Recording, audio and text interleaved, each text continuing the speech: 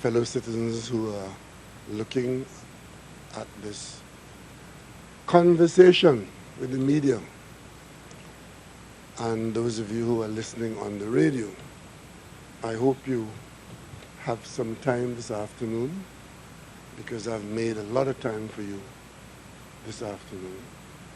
And I hope at the end of this interaction, we would be in a much better place than we are now. Ladies and gentlemen, the last couple of days have been quite interesting for some people, quite exciting for some people, and for others, quite disappointing. I count myself among the disappointed ones with respect to the announcement that the owners and operators of the Sandals brand have withdrawn their interest in Tobago as a location for their involvement. To give some structure to this, I crave your indulgence to respond to the position of the opposition, which has been the government of Trinidad and Tobago, before this government came into office. And I hope you don't mind, but I want to put up a little bit of a response to accusations made in a written statement issued by the opposition leader.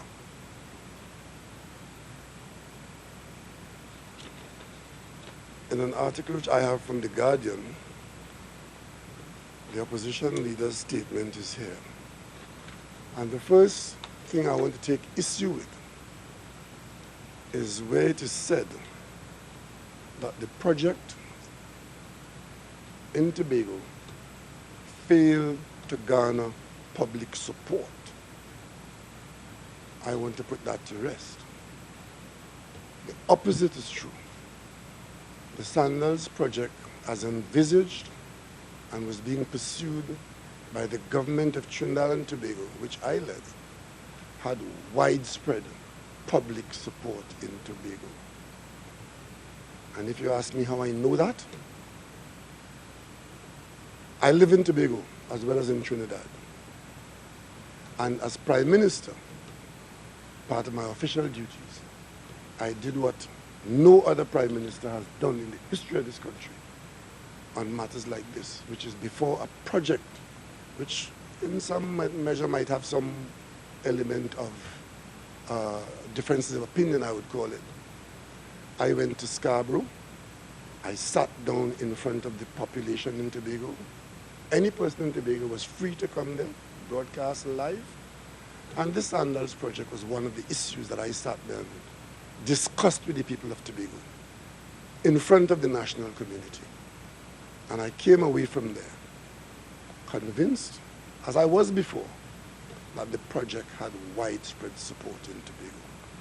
I've been in touch with a lot of people in Tobago upon whom this project would have impacted, and persons who were anxiously preparing to receive this development in Tobago. So for the opposition leader to say that the withdrawal of the Sandals' interest in Tobago is because the project did not find widespread public support, or any public support at all, is the beginning of the misinformation that comes from those who offer themselves and who are charged with the future of the children of Trinidad and Tobago. Let me say something else too. One of the problems that we are having in Trinidad and Tobago with this government in particular is that we have become so accustomed to being lied to that when the truth is spoken without any frills and without any ulterior motive, the population has difficulty accepting the truth, simply because we have grown up, particularly in recent times, on a diet of lies from official sources. So I understand the cynicism. So let me just give you another of the interested phrases. She said, and I'm quoting here from The Guardian, and I guess the other media carried it too, that's the official written statement. She said the project was mired in controversy even before the government took office. What controversy? Quote again, as Dr. Rowley improperly held talks with the owners of Sandals while he was opposition leader and struck a deal. Members of the media, the only conversation I had with anybody from Sandals was in a public place once, and that was as opposition leader. I was invited to an annual, I think it was a dinner of the Trinidad and Tobago Manufacturers Association, where the feature speaker at that function at the Hyatt, where I was an invited guest, was Mr. Adam Stewart, a director of Sandals, and Mr. Butch Stewart was in the audience. The substance of that presentation by the Stewarts, who were Mr. Adam Stewart, who was the guest speaker at the Trinidad and Tobago Manufacturers Association dinner, where I was a guest, was the role of the Sandals business and its evolution as a Caribbean powerhouse and a world brand in the all-inclusive market, tourism market. I have never spoken to anyone in that organization before, but when it was over, I, having known about Sandals as a Caribbean brand and being in their presence here in Trinidad and Tobago, and as opposition leader, looking at the future of Trinidad and Tobago and the interests of the people of Trinidad and Tobago, particularly the people of Tobago, I said to the stewards in the presence of other persons of the TTNA that in the event that the PNM wins the elections, I expect we will, because it was just before the election, we would ask Sandals, in the event that we are the government, in the coming months, we will ask Sandals to visit Tobago, look at Tobago, and see whether there's any place in Tobago where Sandals might be attracted to bring its brand into our country, in Tobago. That was the sum total of the conversation I had with the Sandals group in a public place at the Hyatt at that event. As fate would have it, we won the elections, and the Sandals people came on that invitation. We afforded them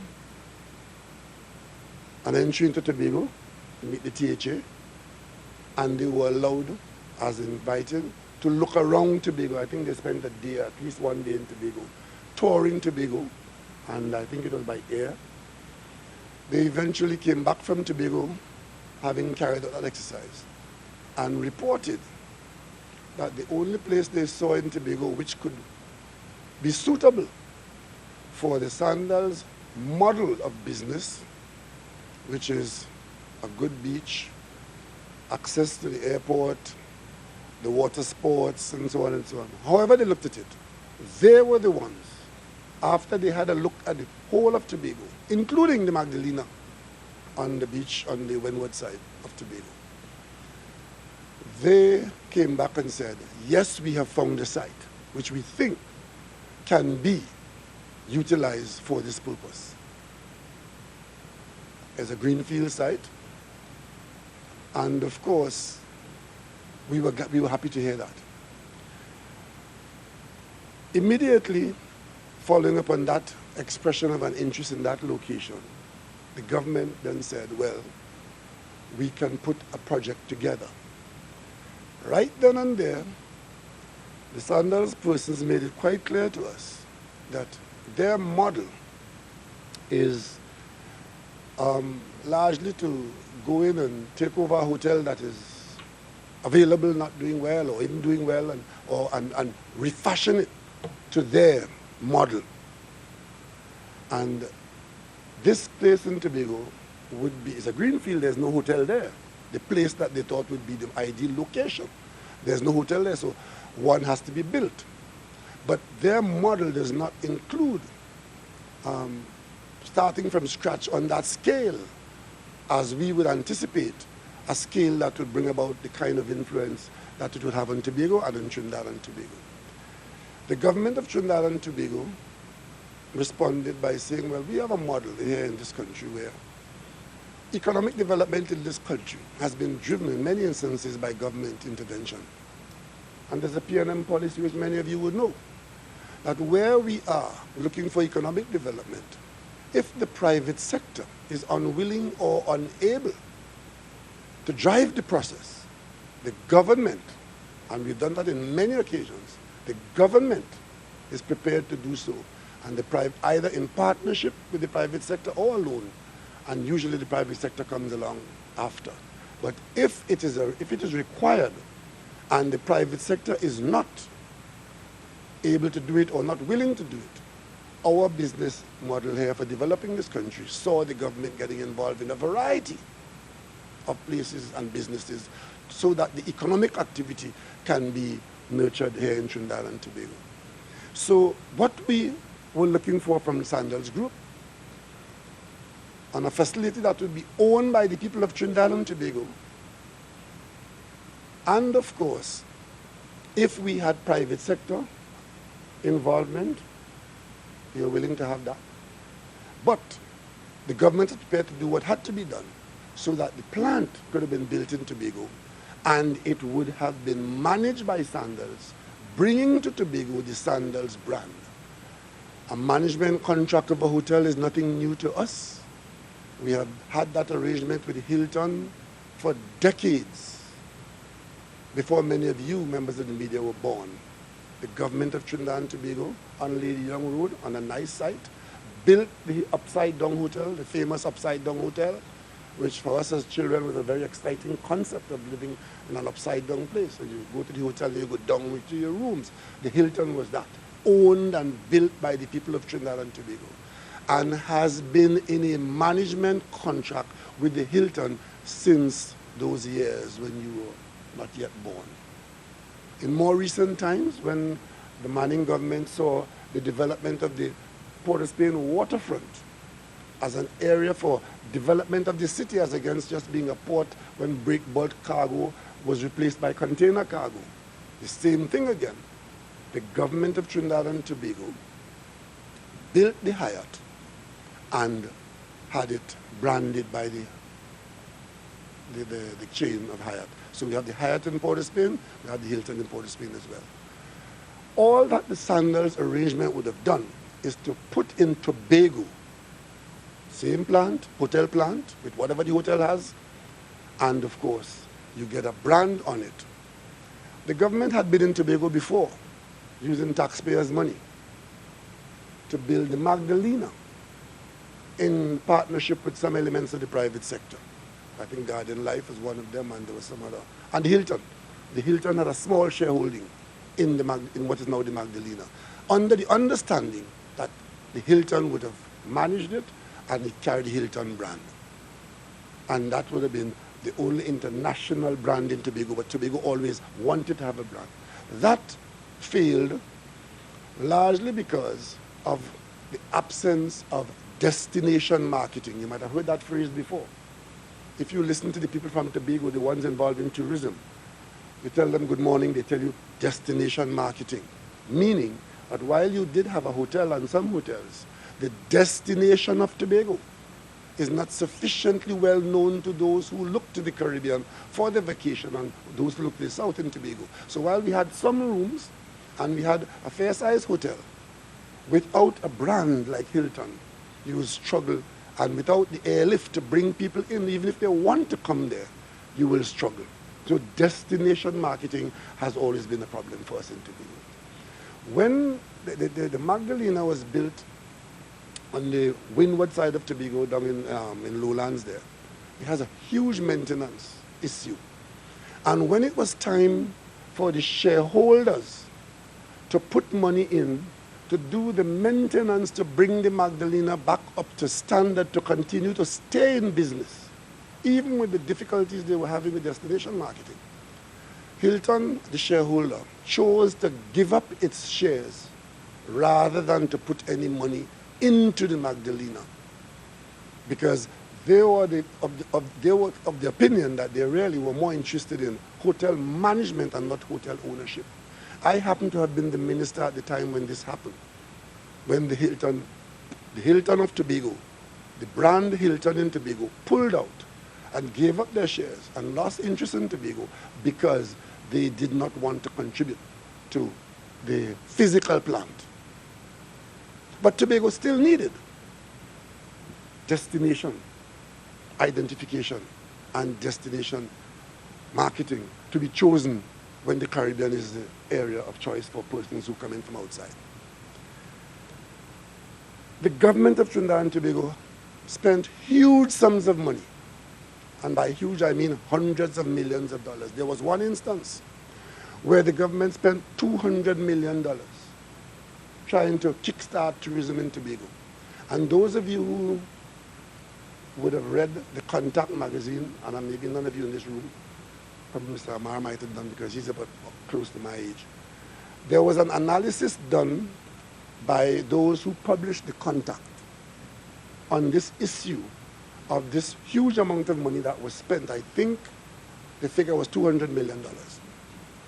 And an analysis was done in a report on the effect or lack thereof that had in kickstarting Tobago's tourism economy. The gist of it is that the conclusion that was arrived at was that money was largely wasted. That is in print. I went to a report. Subsequent to that, we have been paying airlines to bring seats to Tobago. Whether they're full or they're half full or they're empty, we pay airlines to bring that airlift to Tobago. And that is why when Hilton expressed an interest in a location in Tobago, we got excited. Because, the Sandals. Because if we were able to attract to Tobago the Sandals brand on a hotel built by the government of Trinidad and Tobago, or anybody for that matter, what that would have done, it would have relieved us of the requirement to fund separately on that kind of scale with that limited expectation of success as we have been doing before. In other words, we would have been relieved of the expectation to recreate failure again. Because once you have a Sandals brand in your territory, the marketing is a neutral marketing. Persons from all over the world, because it's a brand like Hilton or like Marriott or so, where the name means something. When you advertise, wherever you advertise, it covers all the locations. And all you're trying to do in this initiative was to make Tobago one of those locations. So anybody looking at a Sandals ad in Manchester, in London, in Norway, in California, when you say Sandals and you like to travel to a Sandals, Tobago comes in for consideration as well. And of course, you had to have it on a certain scale where the airlines don't have to come and ask you now for money to pay them to come in, whether it's half empty or whatever.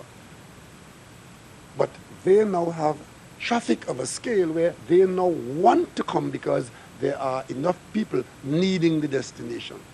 So the chicken was there and the egg will come after in this situation. That's what it was. So contrary to what the opposition leader has said, this was no whim of the Prime Minister. It was the solution to a long-standing problem. And problems usually don't get any better on their own. They tend to get worse. This was a solution because this government's objective is to identify the problems and fix them one by one. So we then had to put things in place to be able to move from an interest of a site. What is the site? The site happened to have been open land from two estates. One, Golden Grove, which is owned by a Tobago family, or was eventually owned by Clico. The other, that piece of the area there, the other was Buku Estate. So two estates. The site that the Sandals visit and analysis showed, the land that was deemed to be useful for this project was in the Clico pile of assets, Buku Estate, Orange Grove Estate. It just so happens, and again there's a Guardian picture somewhere today, maybe on the front page of the Guardian, which shows a map of the Bonaccord Lagoon and all the lands around it. The very tip of the land from Buku, the very, very tip of it, where the lagoon comes into, where the lagoon makes contact with the sea, there's a beach there at the tip of that little narrow piece of land, and that is called no man's land. The minute we mention Sandals in Tobago, persons who couldn't care less started a crusade and a campaign, and you in the media, you took it up as if it was gospel, and you propagated it to no end, that the government is going to build this massive hotel on no man's land. In fact, the project was called No Man's Land. Nothing was further from the truth, and no amount of statement from government officials that we are not building on no man's land. Anybody who know Buku in Tobago, know Buku Estate, know Orange Grove, Golden Grove Estate around the lagoon and the marshland, if you looked at the map, which we were working with, there were supposed to be two hotels. A Sandals, and those of you who know what Sandals is, it's a couples hotel, attracting couples for weddings or just to be couples. And Beaches is a family hotel. They work together because a lot of the couples have weddings and their family come to the weddings and they are the ones who use the beaches. So you have a Beaches hotel and Sandals hotel. So there were two hotels. What size was it supposed to be? We had an indicative number. There was no figure established yet, but it had to be large enough to impact on Tobago and to impact on Trinidad and Tobago. That model of the Sandals, we are talking about hundreds of rooms, not 120 or 150. We are talking about a large one which would in fact have the kind of impact to attract the airlift, not only for Sandals but for Tobago. And we're talking here between 800 and 1,000 rooms, probably 750. That would have been determined by the work that we were doing at the time of the shutdown. Now, this Beaches hotel would have been coming out on the Buku Beach area, well away from the lagoon and a long way from no man's land. And then the Sandals would have been a little further along towards no man's land, but a long way. I went there myself to make sure that Tobago had not changed. I rode a horse past the two sites and rode down, rode a horse and couldn't get to no man's land on the horse. He turned around halfway and come back up. We still hadn't got to no man's land. But yet, the population was being told this very sensitive sandspit, no man's land, is where the hotel, and of course, if you really try to conceptualize a hotel on no man's land, anybody will object to that. Anybody. But you just wouldn't listen that it is not being built on no man's land. It's being built on Buku Estate. Buku Estate ends a long way from no man's land. But you just wouldn't listen because you have been accustomed to being lied to so much that when the truth is told to you, you want no part of it. Now, the next thing that the opposition leader said is that the Sandals project, given the secrecy, and I'm quoting her here, given the secrecy, the lack of accountability, the misinformation, and poor procurement process, That was the reason why the project came to grief. Secrecy. I want all of you here who make a living covering matters of this nature. You tell me one project in this country where there were more government officials talking to this population in your presence than that Sandals project, including Prime Minister on this table, and more. Every time I come here, somebody, Anthony, you one of those, numerous occasions you come here and there has never been an occasion you came here and asked a question about Sandals and didn't get an answer. And whenever I come before this media call, I have never left you with an unanswered question. I sat in a chair in Tobago until there were no more questions before I left that night. But it was being done in secret. Secret? The central government formed a new company in collaboration with the THA, populated by the THA. That company had the assignment of moving this project from talk to substance, a special purpose company. The THA identified the chairman that they wanted, and that company was chaired by Mr. Neil Wilson, a former tourism expert who was a member of the Tobago House of Assembly. He chaired it, and there were some other people with different skills on it, and the Ministry of Finance provided the money for the company to proceed to do what had to be done if this site was to become a hotel site to be managed by Sandals. The first thing we had to do was to get the land, because the land was not owned by the state. It happens that piece of it, the land was owned by Clico. And it also happened that at that time, the government was in a position to accept Clico assets for debt that was owed to the government. Two things were going on at the same time. So the government had the valuations done, and Anthony, you wouldn't know that, because you, while being a media person conducting your private affairs, you know this happened, because when we went to take the land from Clico, there were issues being asked as to whether fair value was being had and so on, and answers were given fully, and it was properly done. The land was taken for debt owed by the state, and that land title changed. No problem. Title moved from Clico, which the central bank controls, to the government, because the government wants to use it for a hotel. And the other piece, the Boko estate, that's a similar thing was happening there. And they have to survey it. That's the next thing you do. This special purpose company I just mentioned, chaired by Neil Wilson, they organized the surveying, and the land was properly surveyed on the ground and by air, topographic surveys done and provided to Sandals, because if you're going to build on the ground, the architects need to know what the ground is like to be able to design to suit the ground. All that was done. That was the kind of work that was going on to get to a point, right? And this is work that could have gone on before you actually got to dealing with the actual numbers of how many rooms and the cost of each room and so on and so on. But those preliminary works had to be done. So we started doing that immediately, and we progressed that. There's some very beautiful photographs of the general area around the Bonaccord Lagoon, all the way to Buku, where you can actually see the sites of the hotel. And we've been out there with this absolutely open.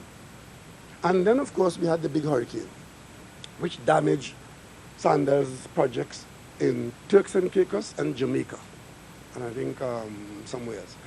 And the Tobago project had to be put a little further back, because the company focused on repairing the damage of the earthquake in those territories. And after they had done that, we lost a few months in the progress in that way, but we were on the ground doing the kind of things I just mentioned. And they come back. And in the meantime, the St. Lucians, who already had Sandals and wanting another one, decisions were taken to have an expansion in St. Lucia and Barbados. It was easier from a standpoint of getting on with building a hotel in St. Lucia. And they were a little more advanced in Barbados in the discussions than we were. And the company, Sandals is a family business. So the board is family members largely. And they make a decision to accelerate the Barbados business. And the St. Lucians, who were a little more how should I put it? It was easier to get on with the St. Lucian project. So we ended up now behind St. Lucia in the scheme of things. And you must remember, they are not really a company that builds hotels all over the place. And this is a period when they were getting into that largely in a growth area. So Tobago fell behind St. Lucia in that scheme of things. But the project was on. And we were giving you an update all the time. Minister Young was giving you an update. He told you when we were doing, where we were, when they're coming, when they came, they went to Tobago, they had contact with people in Tobago, they met the president in Tobago, here in Trinidad and so on. There was absolutely no secrecy. But again, when we tell you, when questions were asked and we tell you, the answer to the question you're asking now is not available because we're not there yet. How many times have we told you we're not there yet? And as we get there, we will let you know. Some persons took that to mean that there's a secret. Two things in the secret. It's a secret, so they know. It's so much of a secret that they know it's a secret. And they can't tell you what is hidden, but there's a secret. That is where they carry the people of Tobago and Trinidad. So now the opposition leader is saying that it is the secrecy that damaged the project. If I ask any of you here, what is it you wanted to know that you did not know that you never asked in one of these meetings? Let me ask you now. Wait, you have a chance. What is it you wanted to know that you never asked here, or you asked here and was never answered? That, we're going to come to that. So, as for lack of accountability, I want to say something. I don't want to be unkind to Mrs. Kamala Prasad Bisesa, but that is a word that she must never use when she wants to be taken seriously in this country. Because she has run the most corrupt government in the history of the Commonwealth in Trinidad and Tobago in a 5-year period. And that is why today, she and her party and her colleagues are viewed in the way that they are viewed, notwithstanding their best effort. The last government knew nothing about accountability. And that's why today we could tell you about the hundreds of millions of dollars per project that you escaped from as a people because you voted the PNM into office. So to tell me about accountability at Sandals, a project that never got past the stage of the drawing board. We were at the stage of the draft drawings for the rooms to be submitted to the town and country planning. We hadn't got there yet. But you know we have accountability issues. You who led the most corrupt government and think that we won't tell the population that because they don't want to hear that. I'm not blaming anybody. I'm just making a statement of fact. The Kamala Prasad Bisesa government was the most corrupt government that the people of Trinidad and Tobago could ever have encountered. And of course, misinformation. As I speak to you now, misinformation about me making deal with Sandals. You see, they try to weigh our corn in their bushel. Because anywhere public monies had to be spent, it is widespread knowledge in this country that those who were in the Kamala Prasad Bisesa government had to make a deal, have to have a deal. But they say a thief hates to see another man with a bag. Right? Because they figure, as we do business, we are making deals. I'm into the 4th year of a government in Trinidad and Tobago. I defy any one of you to truthfully point a finger at this government, at any minister in this government, as having made a deal anywhere in this country. I defy any of you now to do that. Print it tomorrow, where a minister has made a deal in this government. The last government, you couldn't buy a safety pin, but they didn't want something from it. Go and ask the contractors. The reason why the prices are coming down now, when we tender for a project coming down by 100 million and 200 million, is because the contractors don't have to pay government ministers in this government so they could price the project cheaper. That is what is happening in this country today. And you're focusing, being taken off, right, into flights of fantasy. And what you should find out is where was that money going and who was getting it. And until you could answer that, you are available to be led astray by persons who want another chance. Poor procurement process. I have told this country, and I will say it again, as Prime Minister, I am this country's #1 salesman. I speak for the people of Trinidad and Tobago and seek to create opportunity for all the people of Trinidad and Tobago. That's what a Prime Minister does. That's what a President does.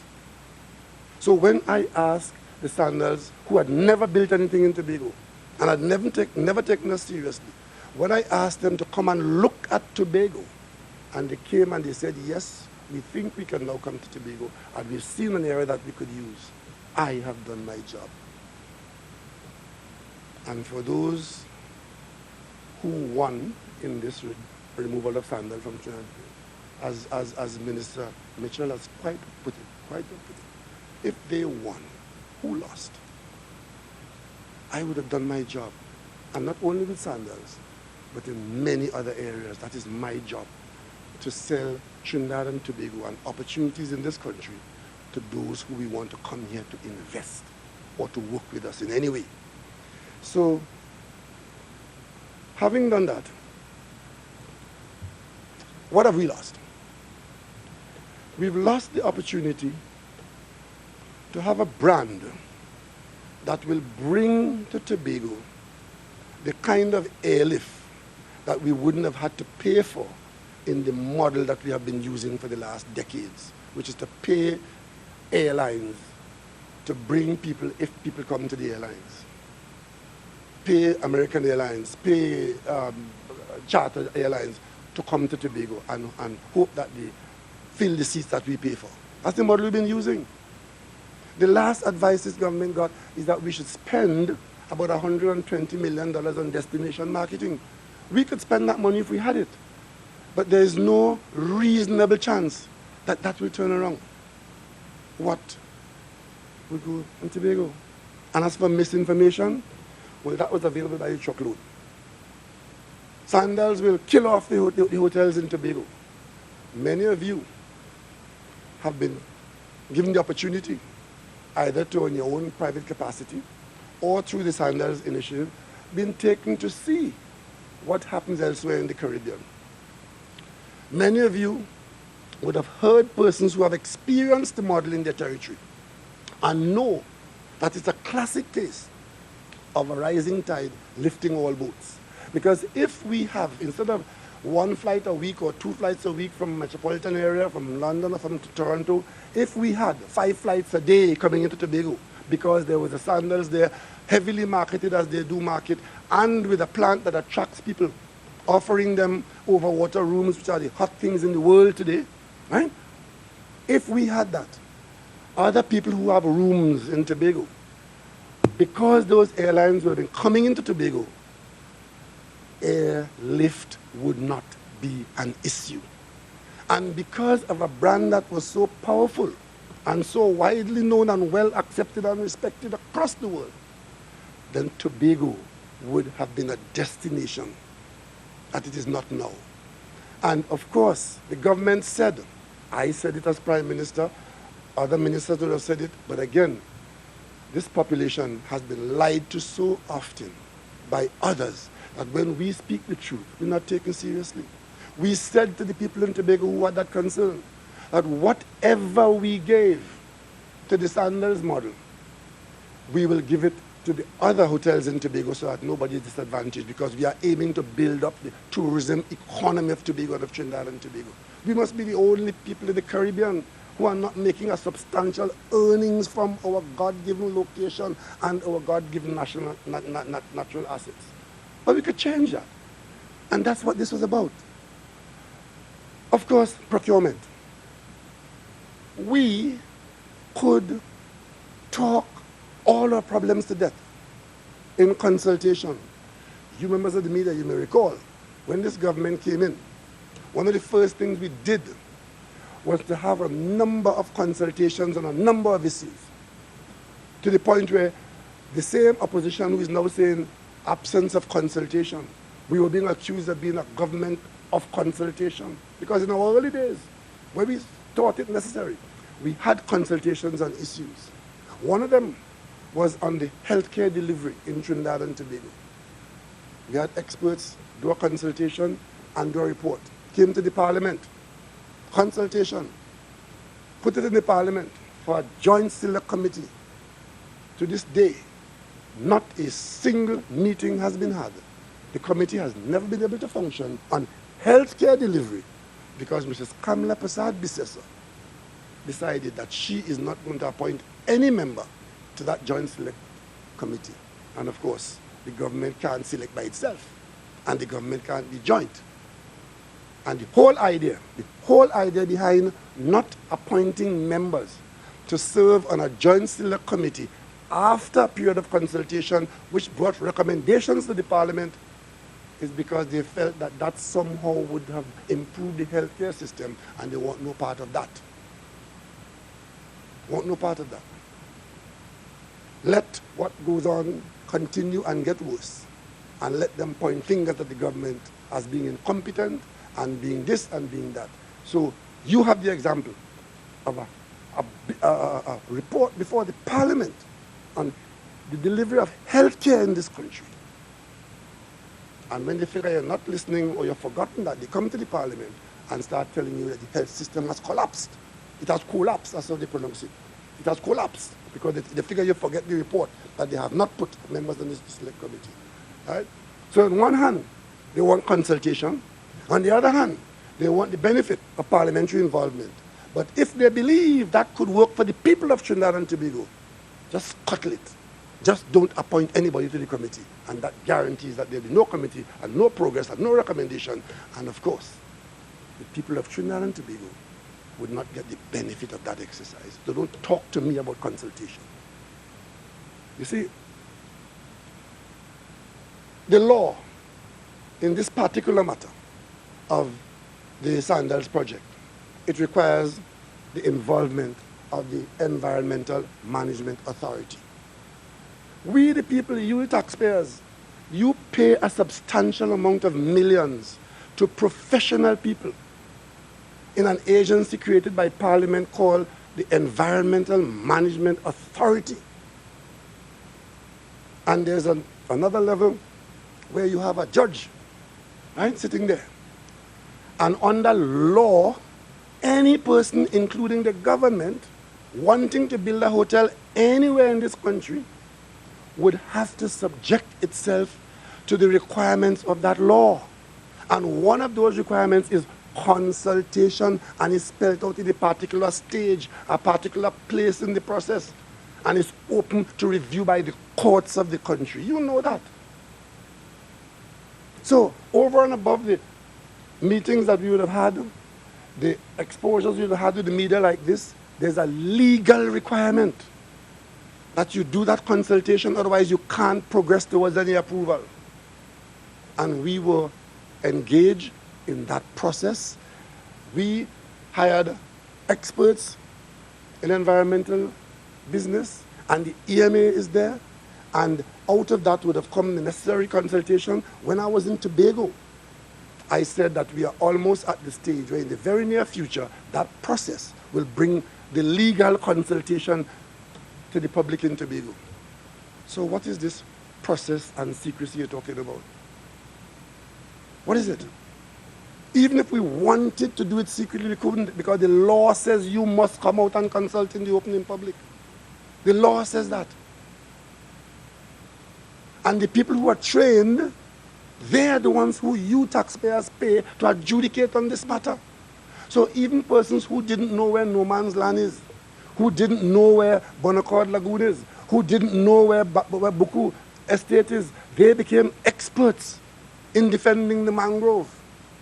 And who says that if mangrove is involved, that the experts who the law put in place under your hiring would not know how to treat with it? It's not the first time that we would have had to impact on the environment and do so in a way that we benefit from what we have done while protecting the environment from the ravages of irresponsible conduct. But of course, we are crazy. We will go and spend billions of dollars to build a facility that was chosen for that site because of the beauty and the access on land and in sea.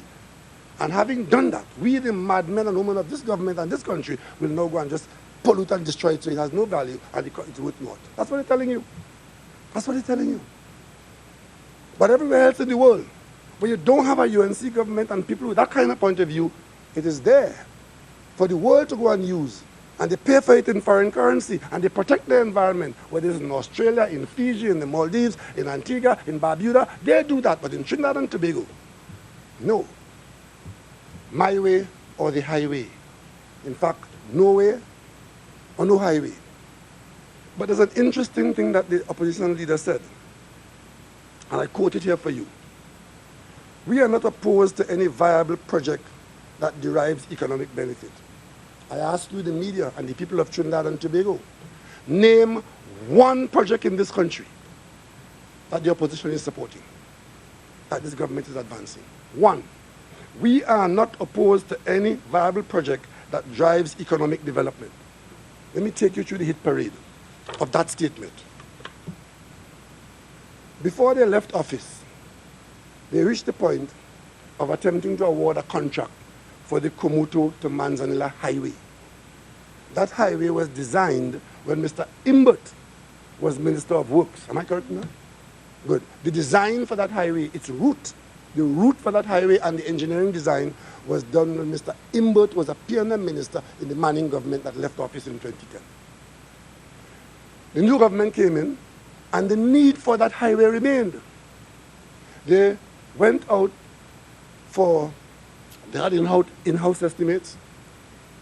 The in-house estimates and the arrangement for contracting were there, and then they lost the election. They didn't get it done. The new government came in, which I led. The need for the highway is still there. The work had been done by two previous governments. But the one thing we did was to not proceed to accept the estimates and the contracting arrangements for that highway. We went out to open tender, open competitive tender.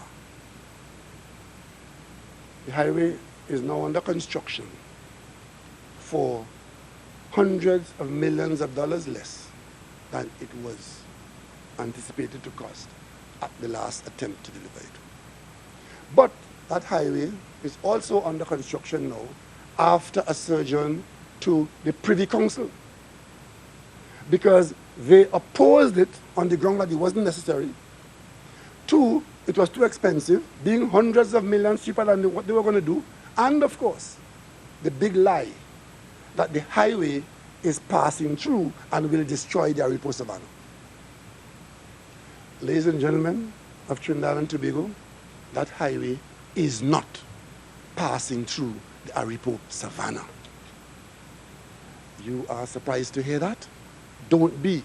That is one of the lies that have been propagated in this country so as to encourage you to not support a project that is meant to bring the eastern part of the country into the economy of Trinidad and Tobago.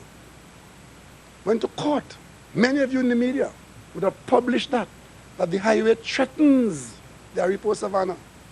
It's the same route that Imbert and his team designed under Manning's government. That was there under their government. But if they tell you a lie, it will serve their political purpose. This government spent last year, whole of last year, fighting legal battles to allow that project to proceed. It is proceeding because we are not going to give up in the face of all these attempts to prevent national development. I talked to you, Valencia to Toko Road and the Toko Port. What are we engaged in now? We are engaging in an upgrade of the road from Valencia to Toko. Full upgrade.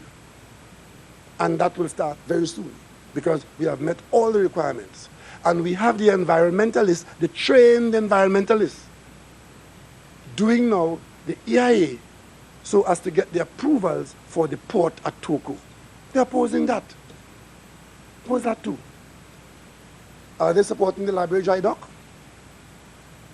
No. The minute we mention Library Dry Dock, even though it was in their documents as something to do, they talk about diversification, where diversification means we do every other thing along with oil and gas. Don't rely only on oil and gas.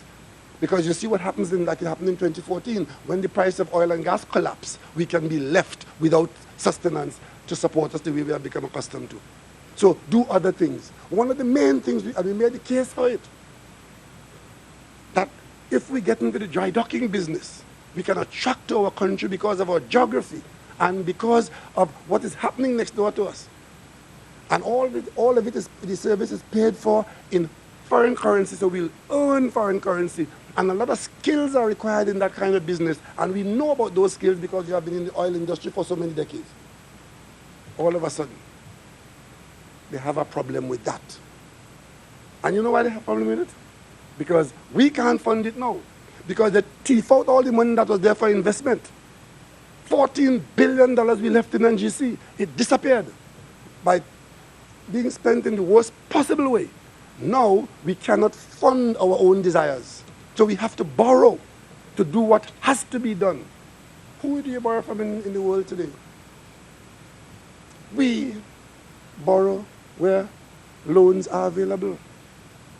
And then we're not only borrowing from China for this project, we got them to do what they have not done before, which is take equity in the project. Put some of your own money in it. They said, okay, we'll take 25%. We said, no, that's too low. They raised the equity to a third. And that means that they now have an interest in making sure the project succeeds because they have investment in it. Immediately you mention that they have this, how much is it going to cost? Of course, it's not going to be cheap, but it's an investment.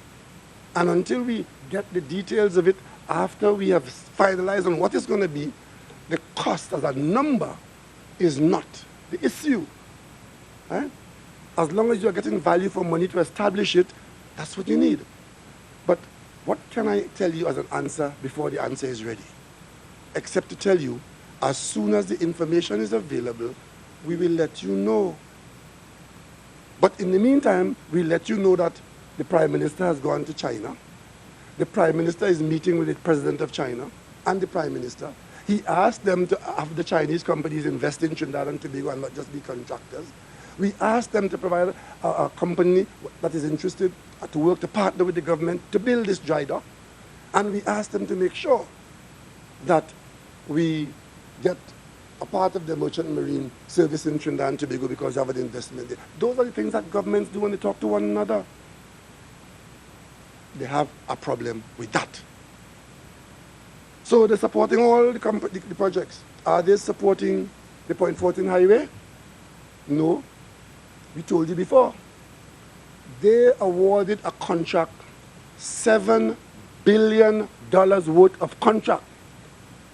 I want to ask you all in the media, who now have a lot to say about the Sandals project in Tobago, about secrecy, about procurement, and about public consultation. How many of you in this gathering in the media attended any public consultation on the $7 billion project that the UNC awarded for the highway to Point 14? So that takes care of consultation. Procurement process.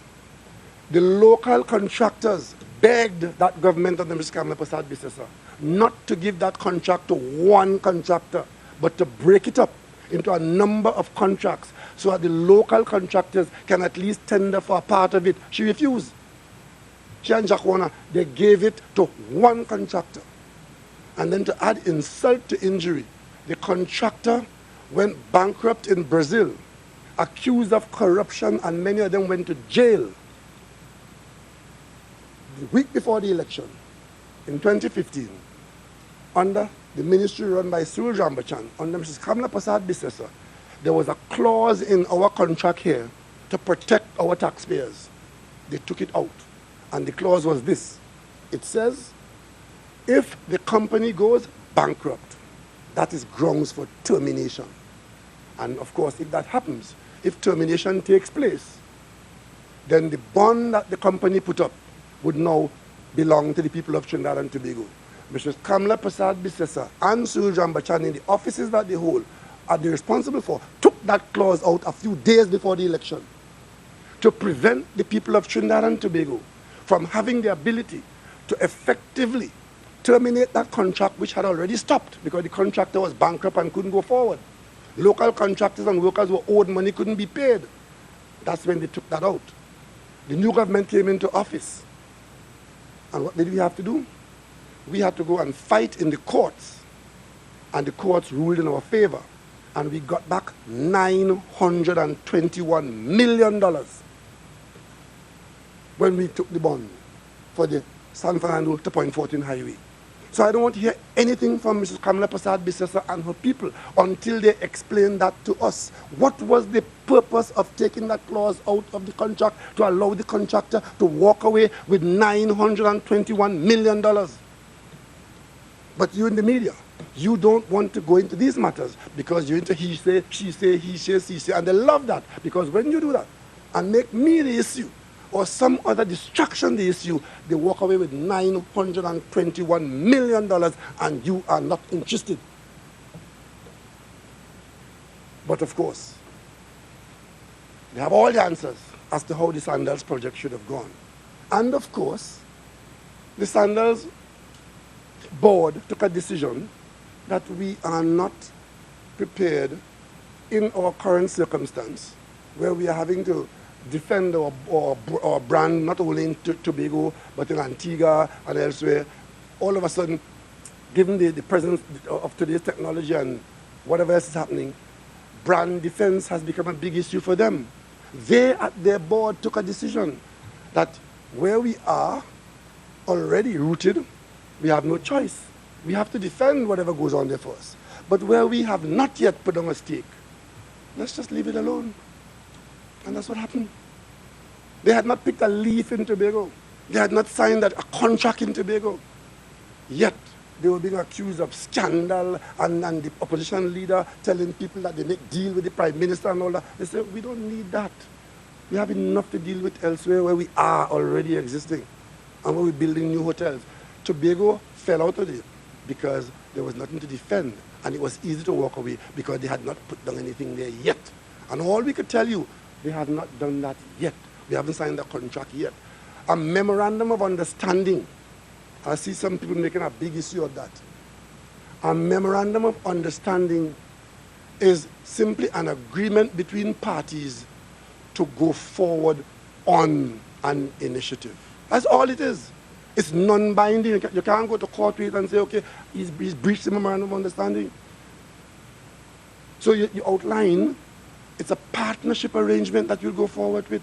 When we signed it, in fact, before we signed it, in one of these contacts with you, the media, we told you there is one to be signed. When it was signed, we told you it has been signed. What can it possibly contain if it is not a binding document, except an agreement to go ahead with the project? And as we do that,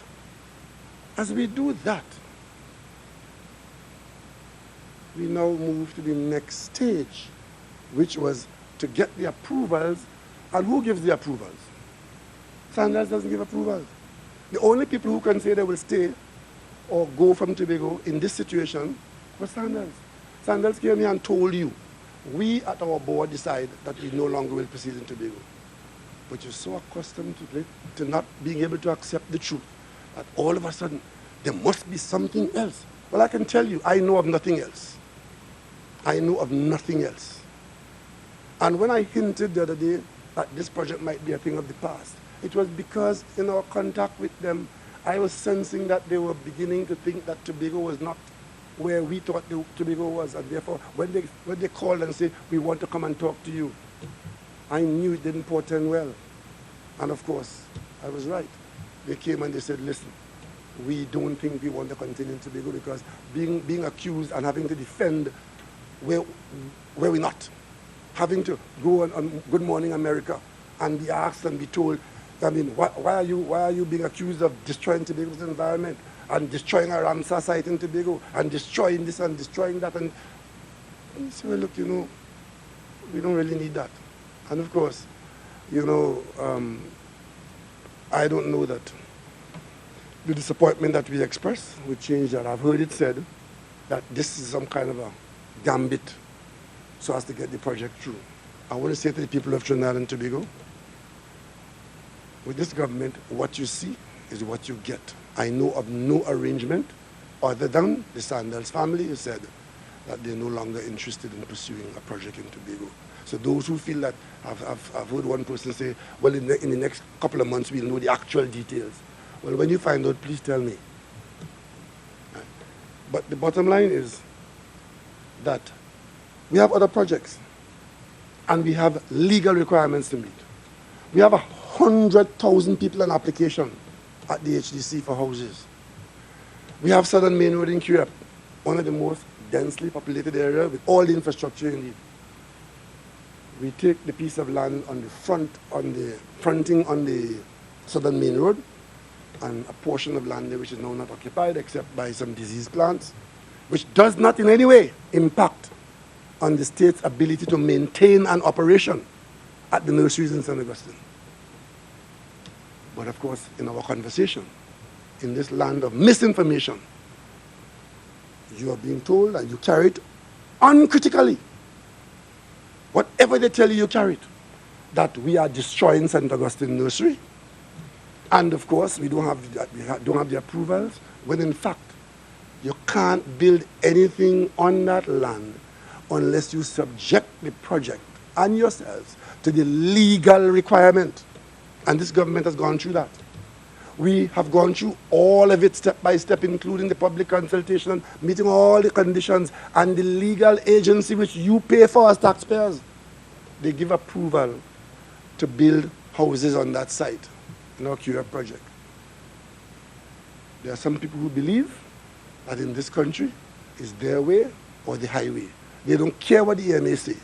They will obstruct the project by taking it to court, by taking it to the Privy Council if they have to, and by the time the Privy Council would have ruled, they expect that those who are advancing the project wouldn't be in office. Well, let me tell all of them something here today. If I had any intention of reducing my effort to ensure that the people of Trinidad and Tobago get good government to fix all these problems, my efforts are now to be redoubled. Because as soon as we get EMA approval for the Curepe housing project, the first reaction from those who are well housed, some of them have house in Bayshore, they can't explain how they get it, because that is house number 10. But those 100,000 people who are looking to the state for a housing unit for their family, they intend to obstruct it. Well, I want to tell them, no, we are proceeding with the housing in Curepe because we have the requisite approval so to do.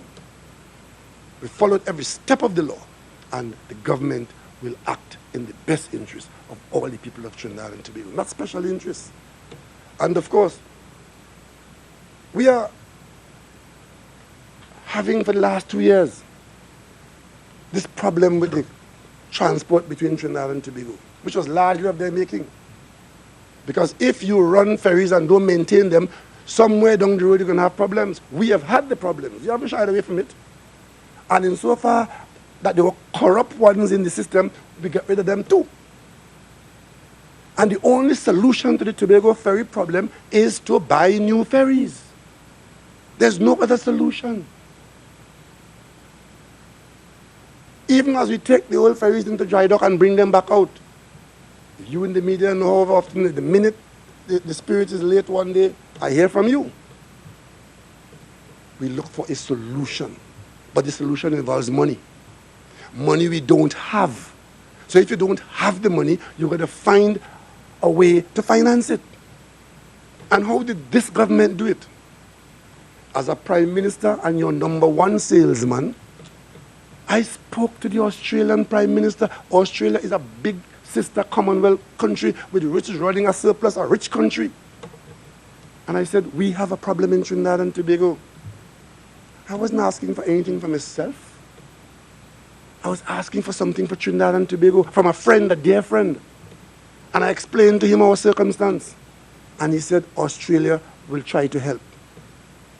I had a standing invitation to Australia. I went to Australia with a team. And every day in Australia, you, the media, knew what happened on that day, who I met, and what the conversation was. And we accessed Australian funding. It's not free or cheap.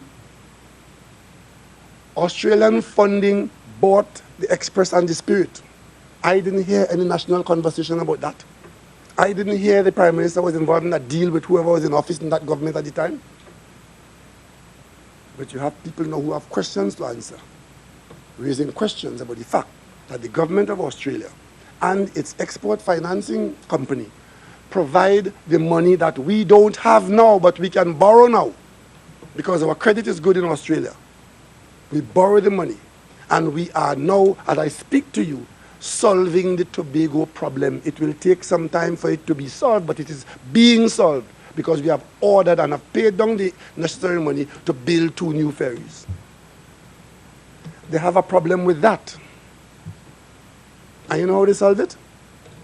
They first try to get the Australian opposition to object to any support from the Australian government to the people of Trinidad and Tobago, because they somehow feel that if they manage to get the Australian opposition to put pressure on the Australian government by making allegations and unfounded charges and so on, the government will somehow, but this is business. EFIC is a business house providing us with funds for a fee.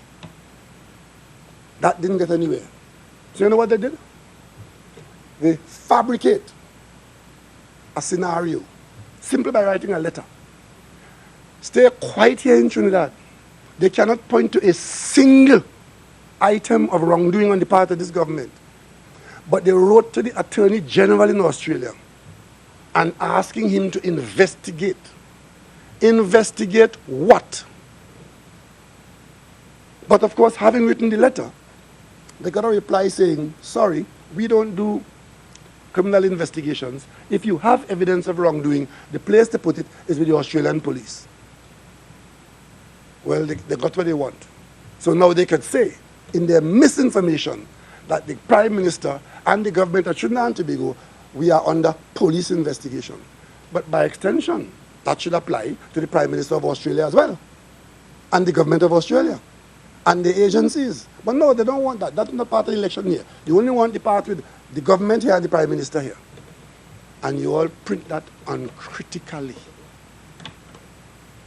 And I tell you something, I was very surprised. Prime Minister Turnbull went out of office, a new Prime Minister has come in to Australia. I haven't met him, I haven't spoken to him. I was very surprised, pleasantly surprised, that he wrote me a letter last week telling me about my visit to Australia and how pleased he was with how well the visit had gone. And he's happy that Australia had, that we have been able to conduct the business in the way that we have the new Prime Minister. It's an easy ferry for Tobago. The Coast Guard vessels. We need Coast Guard vessels. As I speak to you now, we are drilling for oil 70 miles east of Trinidad. Much of what we have here called Coast Guard can't even get out there far less to stay there. So we have our lifeblood, or you could say our heart out there, but we can't go out there to patrol and protect it. And as far as they are concerned, while they were thieving money hand over fist, it didn't bother them that we cannot protect our platforms outside there. But this government took action to put us in a position to be able to patrol our coast, to keep harm from coming to us in whatever form or fashion, whether it's guns, it's drugs, it's women, it's terrorists, we have to protect it. So we're buying 2 vessels from Australia, and they are as good as they come. We've paid down the money on that already. And those vessels will have a 28-day endurance, meaning that they could go off the East Coast or anywhere outside of Tobago, around our waters, and spend a month at sea. That is how you secure your border. Because the criminals know you have a little put inside here. They could watch you and come when you can't move. But when they don't know where you are or where you could be, that's when you have security, because a vessel like that could be anywhere at any time, whether it is east of Charlottesville, south of Galeota, because it can stay at sea for 28 days. And you need 2, because when one comes in, the other one has to go out. That's what we're doing. They're opposing that. And of course, you see, when she says that they support any viable project, the last budget they put in place, you go look in the Hansard, it's there, you are media people. We found them hiding money in the budget to subsidize Caribbean Airlines. Remember that? And if I go further, I could take you further. Caribbean Airlines had a check as big as this table, giving the Prime Minister $35 million from their profit, when in fact the company had lost $200 million in that year, but the Prime Minister receiving a check for media purposes. When they left office, Caribbean Airlines was being subsidized to the tune of $500 million a year. Today, Caribbean Airlines, under new management and different government arrangements, is making a profit on its operating account and is in a position to change its fleet, because our planes are old planes, and if you're going to stay in the business and compete and be more efficient, you need new aircraft. Caribbean Airlines is in a position to acquire new aircraft over time and pay for it from its operations and not from the exchequer's account. They're opposing that too. The minute Caribbean Airlines announced that they're changing their fleet, the UNC opposing it and against that. And of course, we have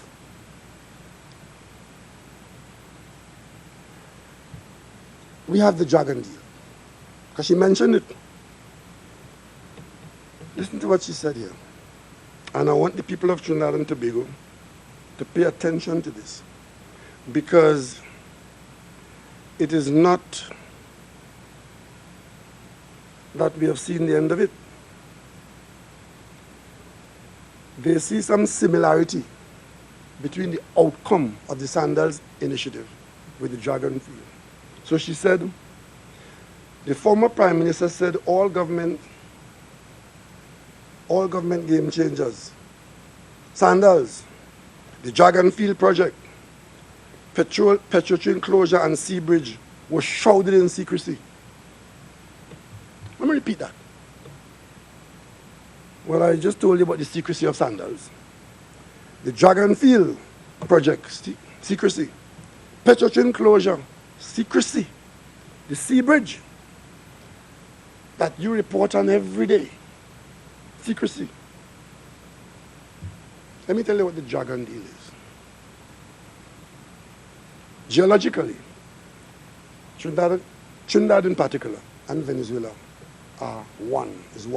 We're two different countries, but geologically we are in the same geological province. So what occurs in Venezuela, geologically, some of it occurs here in Trinidad. We have been in this business of extracting gas for a long time.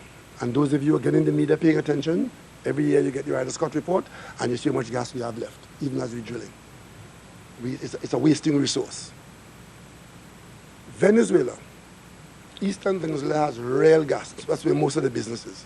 But they've also found gas in western Venezuela. Eastern Venezuela here. The western Venezuela is where a lot of the business is, and we, on the eastern side, we have gas.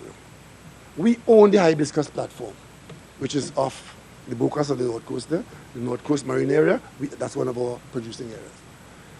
It's not too far from areas where Venezuela has discovered large amount of gas.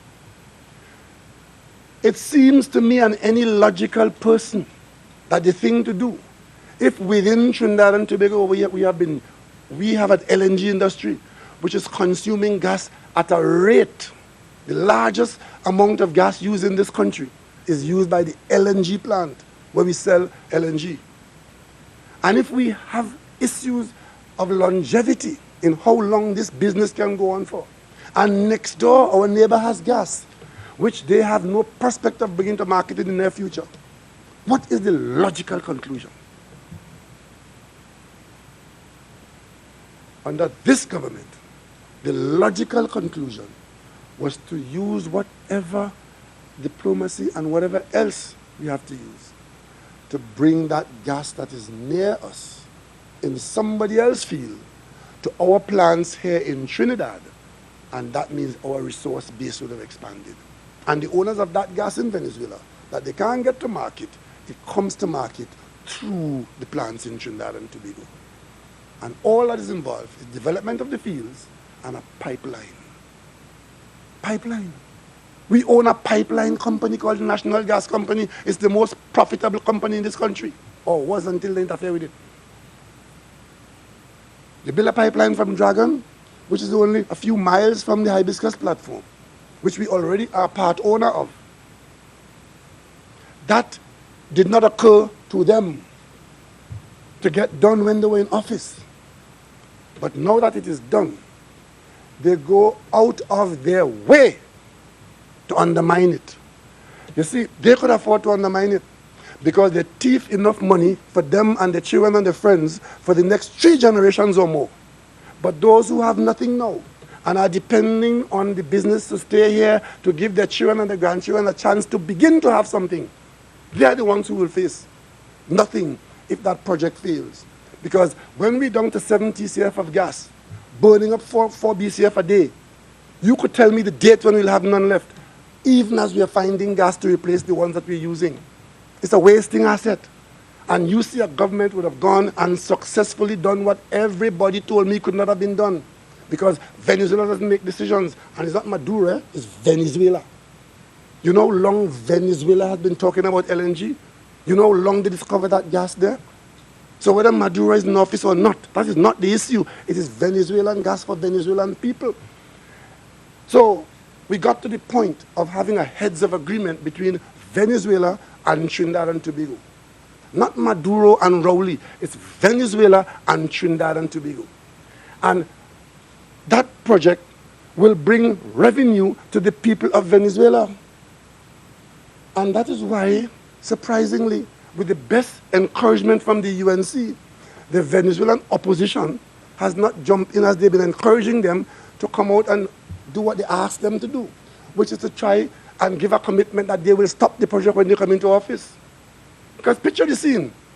If a new government comes into the office in Venezuela, as governments always will, because governments always go out of office and others come into office, you really think that the one thing that new government wants is to cut off a supply of revenue that they desperately need from resources that they couldn't otherwise get to market? You really feel so?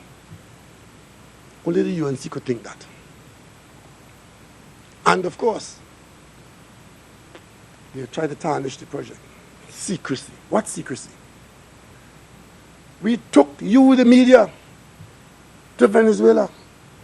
I took some of you, I don't know who is in this room, I took some of you into the Miraflores Palace for the occasion of signing this historic document where Venezuela has done something which nobody ever thought Venezuela would do, which is agree to export its gas. Because up to that point, all Venezuela's policy was that they will build plants in their country and use their gas. That is their philosophy.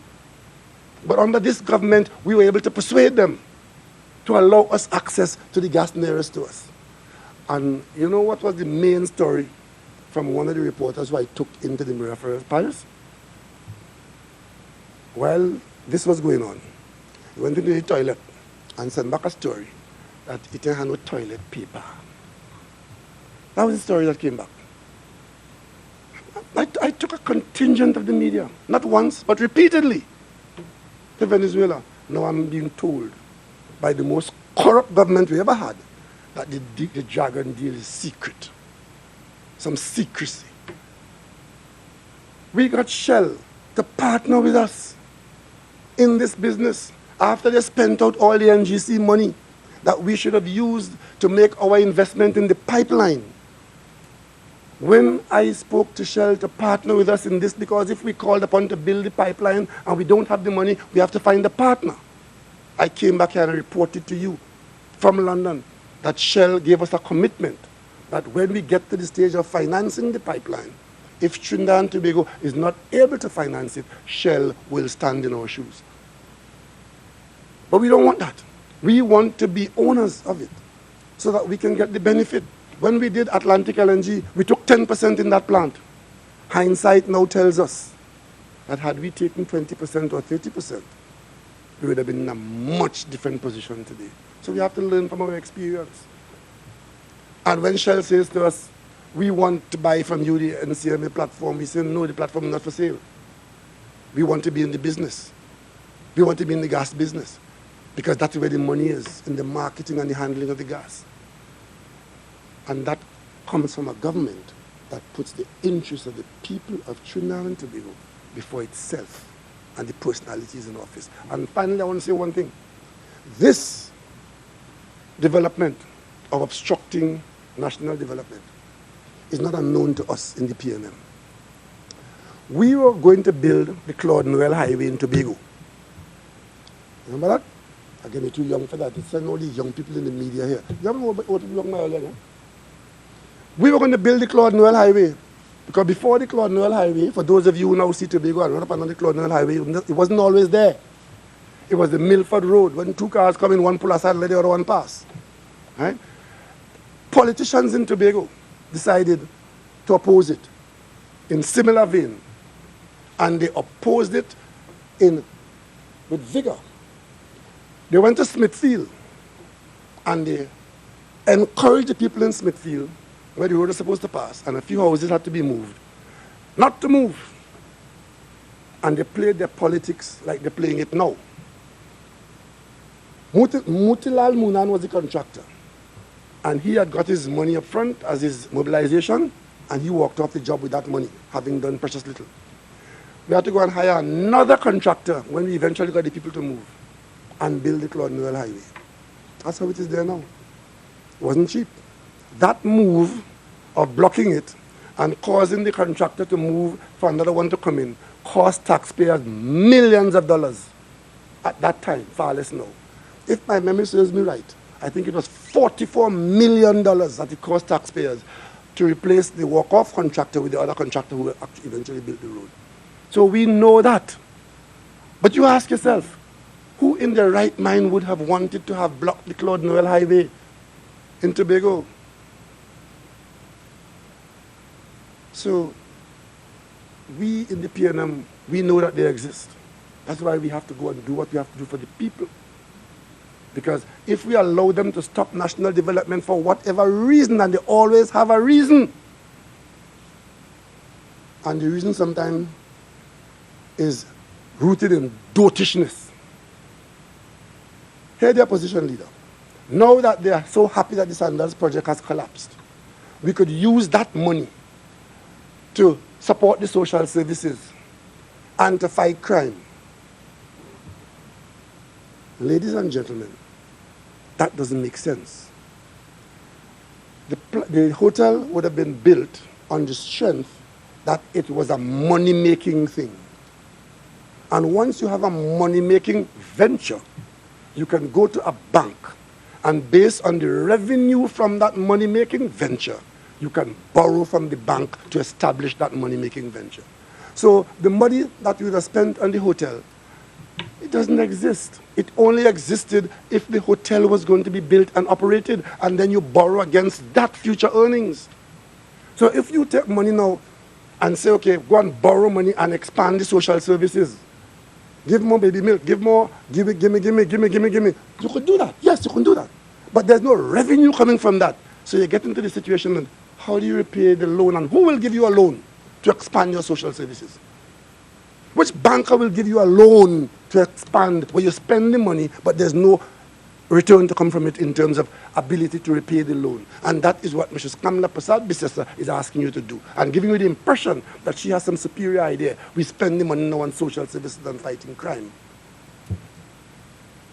As though they didn't have the opportunity to fight crime and spent the money elsewhere. And that's the advice we get. But let me just draw your attention to how this is not new. So Sandals pulled out because they didn't want to keep defending themselves in a place where they were doing nothing. They have other defenses to put elsewhere where they have business. And some people are saying, I don't believe that is the reason. That sounds like a... Let me not say that because I get in trouble in these things, right? Let me not say that. But I draw your attention again. Not that I read the Guardian more than I read the Express. I just happened to, in doing a little research last night, because you see my memory serves me right. This is the Guardian from April 24, 2012. And bear with me, let me read it for you, because I want these young people in the media to understand that this is nothing earth-shaking or shattering. The Ethiopian does not change his spots. The leopard doesn't change his spots, nor the Ethiopian his skin. Here, let me read this for you, from 2012. It's a Curtis Williams story. Larry Hawaii, chairman of the National Gas Company, has told the Business Guardian he expects that the NGC and a consortium comprising Saudi Basic Industries, SABIC, and China's Sinopec to reach a gas agreement within the 3-month deadline Cabinet has given to the two parties. in an interview on Tuesday at the Hyatt Regency Hotel, how I said, and quote, "We have another round of discussions coming up in a short while, and Cabinet has given us a 3-month deadline, and we are comfortable we should be in a position to achieve that deadline." The deadline was announced by Energy Minister Kevin Ramnarayan in Parliament during debate in the no-confidence motion against Prime Minister Kamla Persad-Bissessar. He promised if the parties could not reach an agreement in the stipulated time frame of 3 months, then the NGC will move on to the second highest placed bidder. In February, SABIC announced that it had partnered with the China Petroleum and Chemical Corporation, Sinopec, to begin negotiations with Trinidad and Tobago to build a $5.3 billion methanol complex in Trinidad and Tobago. $5.3 billion. That is the scale of the project. What consultations took place in Trinidad and Tobago before the government agreed to do that? So it's only when the PNM is going to do something that is consultation or we burn it down. And he talks about discussions and negotiations. How many of you were involved in those discussions and negotiations? How many of you could even remember it, far less to be involved? So if you are not personally involved in the discussions and the negotiations, it's secret. And it's a deal being made. But the key to it is this, and I quote her again, I quote the paper. "The project has been mired in controversy." That is where she got that phrase from, to apply to the Sandal situation. "The project has been mired in controversy with the ambassadors," and hear it, that is where they know how to interfere with foreign countries, know a business. They're writing the Australians to stop the boat from being built. They had a project mired in controversy with the ambassadors of both the United States and Japan writing to the government to express concern that the companies from their countries were bypassed in favor of the Saudi-Chinese consortium. That is the record of the UNC government in 2012, who now coming as white as the driven snow to make all kind of pronouncement about the Sandals company pulling out and the project not going forward, and it's somehow the fault of the Prime Minister and the government and so on and so on. $5.3 billion came to naught because the United States and Japan had an issue about how they went about handling that project. And I'll tell you something else too. You hear them saying that, oh, the procurement process, we handpick Sandals. We should have gone out for tender and picked somebody. They went out for tender here. They went out for tender here. So going out for tender and choosing from the world doesn't insulate you from this kind of development. And in the case of Sandals, we chose Sandals because when you want a heart specialist, you don't just want doctor, you want a heart specialist. And the one of your choice. Sandals is the only brand that brings with it the solution to the problem I started out with, which was airlift to serve not just their own hotel, but the island as a whole. We want Tobago to be a destination with strong airlift and a marketing brand that doesn't rely only on New York and only on Miami, but worldwide. You don't get that from other brands. Somewhere, why didn't you go to the Cayman and get whichever brand they have there? Whichever brand you know in the Caribbean that has the kind of airlift response. That's what we wanted. So you could only get Sandals from Sandals. But here, you went out for tender, and you end up in Bacchanal with the Japanese and the American ambassador pointing finger at the government of Trinidad and Tobago as having acted improperly with respect to how they ended up with SABIC and the other thing. And here it is. A cabinet note, because now the cabinet involved, a cabinet note obtained by the Business Guardian. It was not the government that came out as I do in front of you. The Guardian somehow obtained the cabinet note. How do you obtain cabinet notes? I want to know. You're interested in that, right? A cabinet note obtained by the Guardian also revealed that the price for gas being offered by the consortium was 36% lower than the price the NGC wanted for its gas. Ramnarine told the parliament that the price being offered by the consortium was in fact the best price offered among all the companies, that the project, he added that it was a negotiating position, not a final offer. So all that is how they handle that. But even before we finish the architectural designs and the application to the Town and Country Planning Department, they want to know. They want to know the price of the room, the price of the project and all that. And of course, because there was no answer to that question at that time, they make up their own number. I saw one, the famous named one, Saddam Hussein. He was on the Express panel. And Express have a problem with all that. They're putting up a panel to discuss this issue. We are the largest political party. The TV6, same thing. You want to inform the public about this issue on sandals. You're putting up a panel. We are the largest political party in this country, and we are the government putting this thing forward. And you put up a panel, and you couldn't find one person that was neutral or a person who could come there and put the government's position forward. You lost 2 points there. But I read the Express every day. If it's a panel, I expect that you could have found one person in Trinidad. You find Saddam Hussein. Oh, you shouldn't have been there.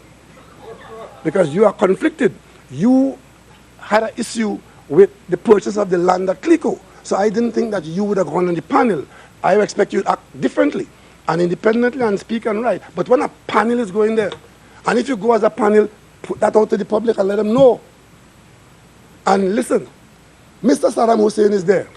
That is the same Saddam Hussein, a member of our parliament. We are trying to qualify for Global Forum, where we don't make the rules. We have to comply with the rules.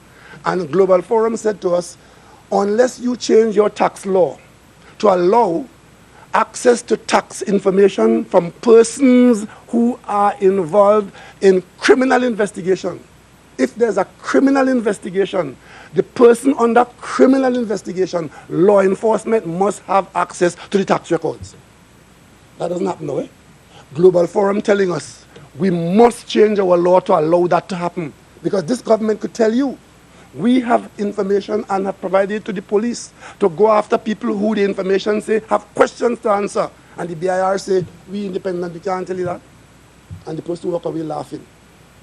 Global Forum say, that has to change. So we go to Parliament to qualify for Global Forum, changing the law to allow specific situation where, one, you have to be under criminal investigation.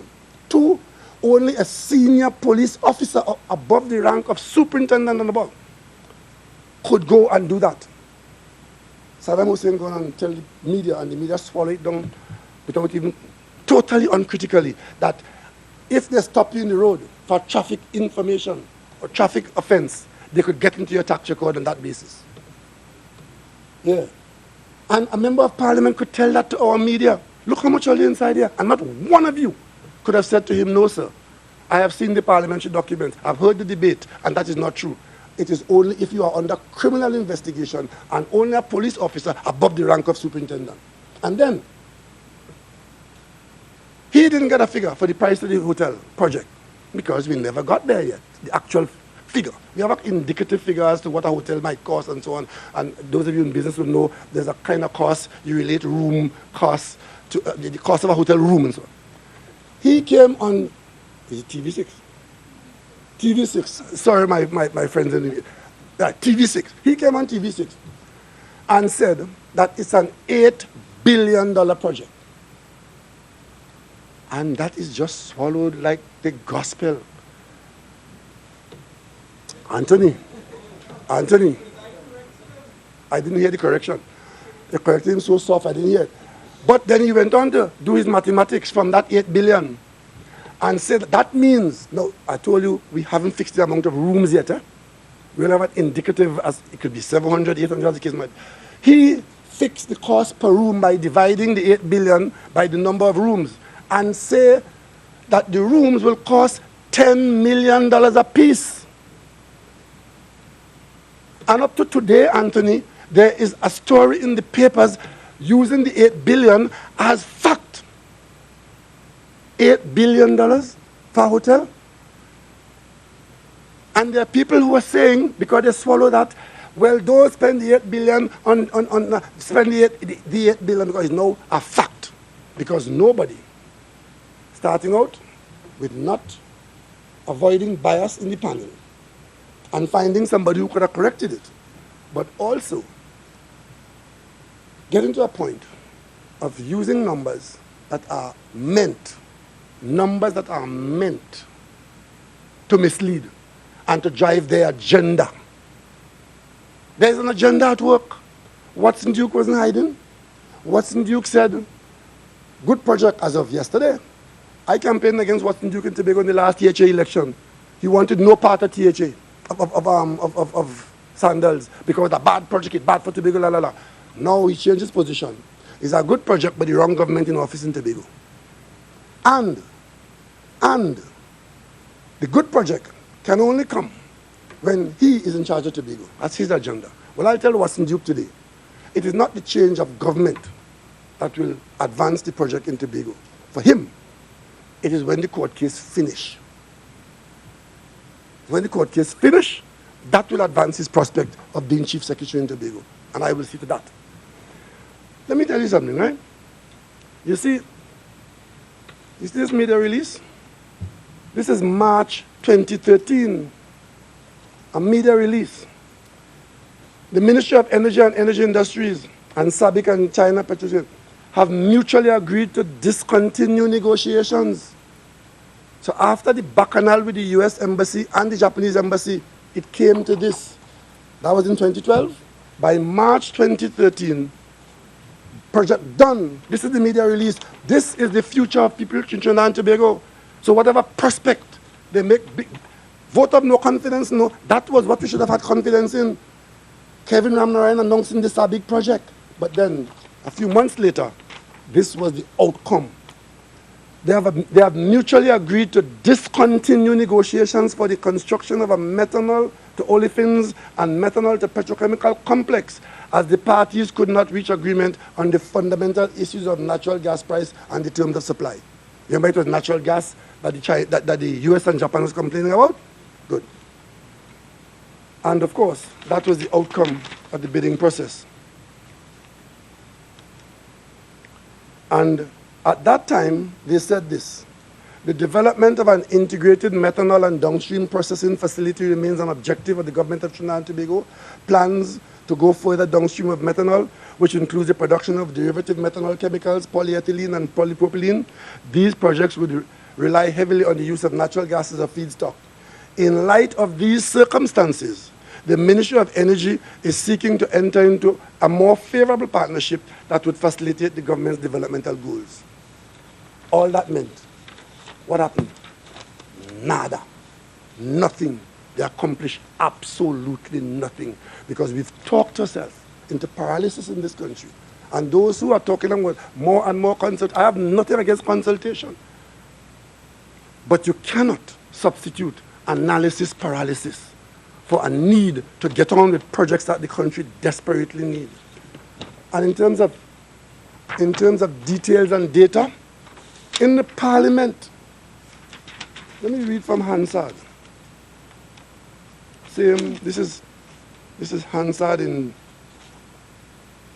2012.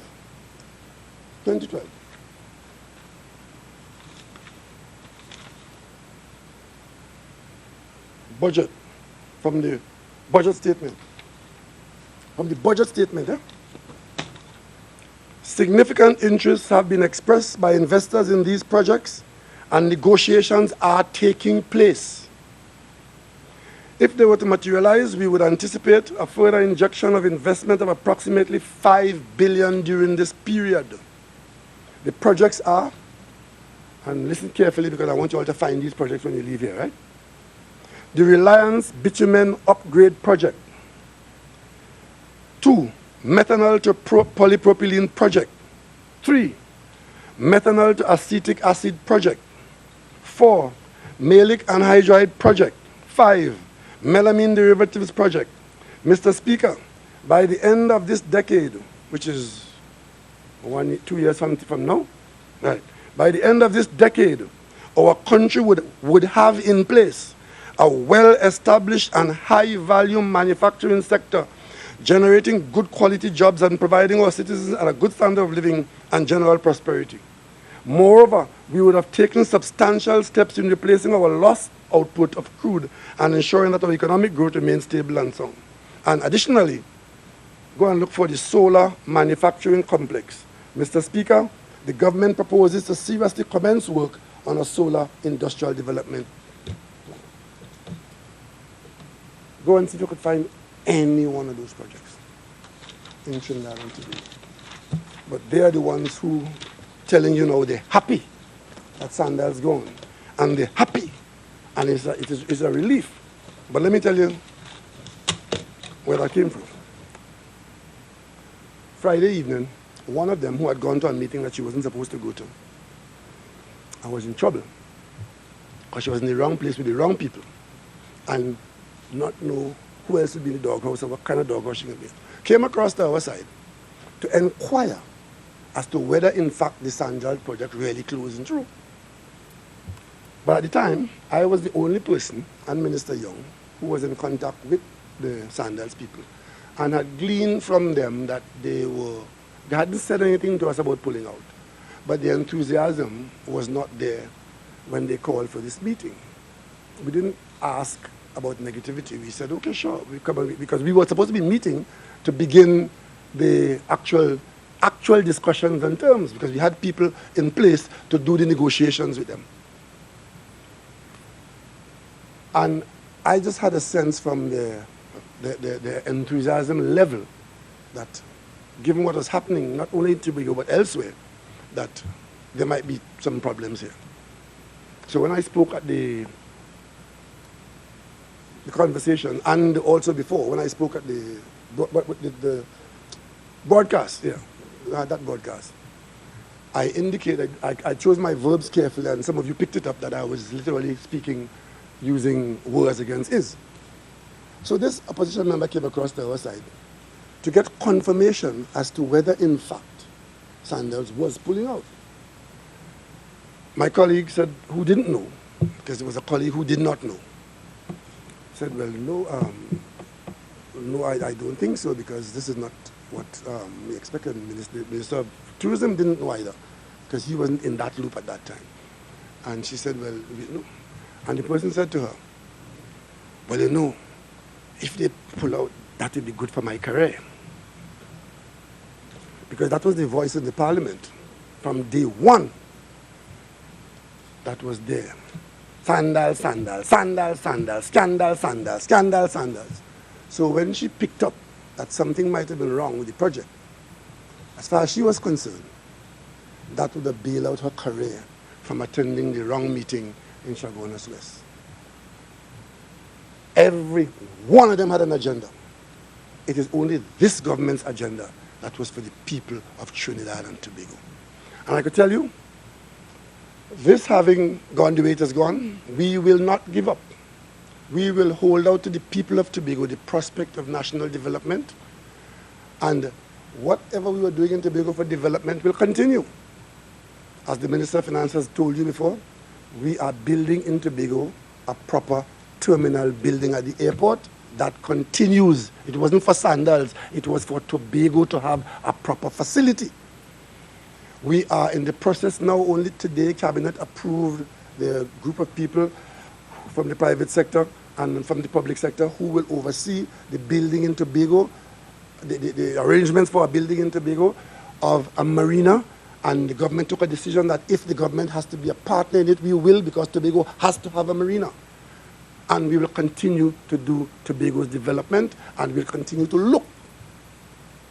They quite correctly say Sandals isn't the only thing.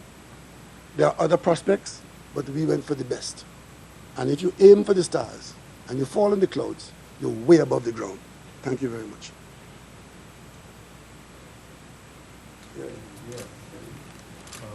As the moderator of the panel, that you just... You were the moderator? I was the moderator. I didn't notice that. I realized that I did seek some clarification, and it's subject to some confirmation in terms of an invitation being extended to someone to represent the government's view. But that not aside, just on Prime Minister, you had find anybody from the government. Prime Minister, that's what it means. Your time, I just want to clarify something very carefully here. And even with the absence of that person, as you had observed, the government's view is very well represented by what was articulated by Minister Young and also the Sanders CEO. In addition to which, Prime Minister, it leads me to my question. It leads me to my question because I've noticed a narrative from you and other members of the government, while of course people are free to have their concerns about issues of media coverage and so on. But I'm wondering, because you have again identified issues of media coverage, but what about the government's own public relations, let's say the issue of samples? Are you satisfied that that was done as it should have been? There's always room for improvement, especially when things don't go the way that you plan them. But Joel, the point I was making is that even when you have it as truth, there is a propensity not to accept truth because you have been lied to so often that you expect that you are being lied to. That's the point I'm making. Because a lot of what you will tell me about this and the opportunities you had to even ask about things that I hadn't thought of or that the government hadn't thought of, all the opportunities were available. And I'm coming to Mr. Amar now because wait, I want to talk to you. You up front when I was speaking and I said, and I'm keen to understand it, you tell me what you asked or what you would have asked that we didn't answer or couldn't have answered at all the occasions that you had. No, just tell me. I'm keen to hear. You had appointed Mr. Motley, Balgobin, and another person in the initial stage where you gave a guideline to the country that these are the people going to help you to draft and make a way forward for Sandals. Yeah? No, sir. Please. No, sir. No, sir. Your record wrong. Mr. Motley was only invited to work with this government on the issue of gas. Gas, in dealing with the gas companies, in dealing with the gas master plan.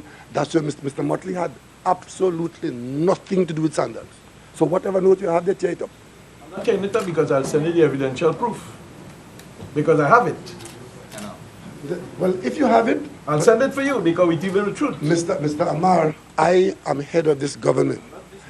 I brought Mr. Motley in and begged him to come and help with the gas problem. And he chaired a committee of the cabinet subcommittee of energy, and the committee did. But he was never involved with Sandals. Get the information and say, let's not debate that because that don't make no sense. The biggest problem I have with what you're telling me is that I understand the process for approvals for land. And the way you are giving this overview is that it seems as if though the town and country planning had no role.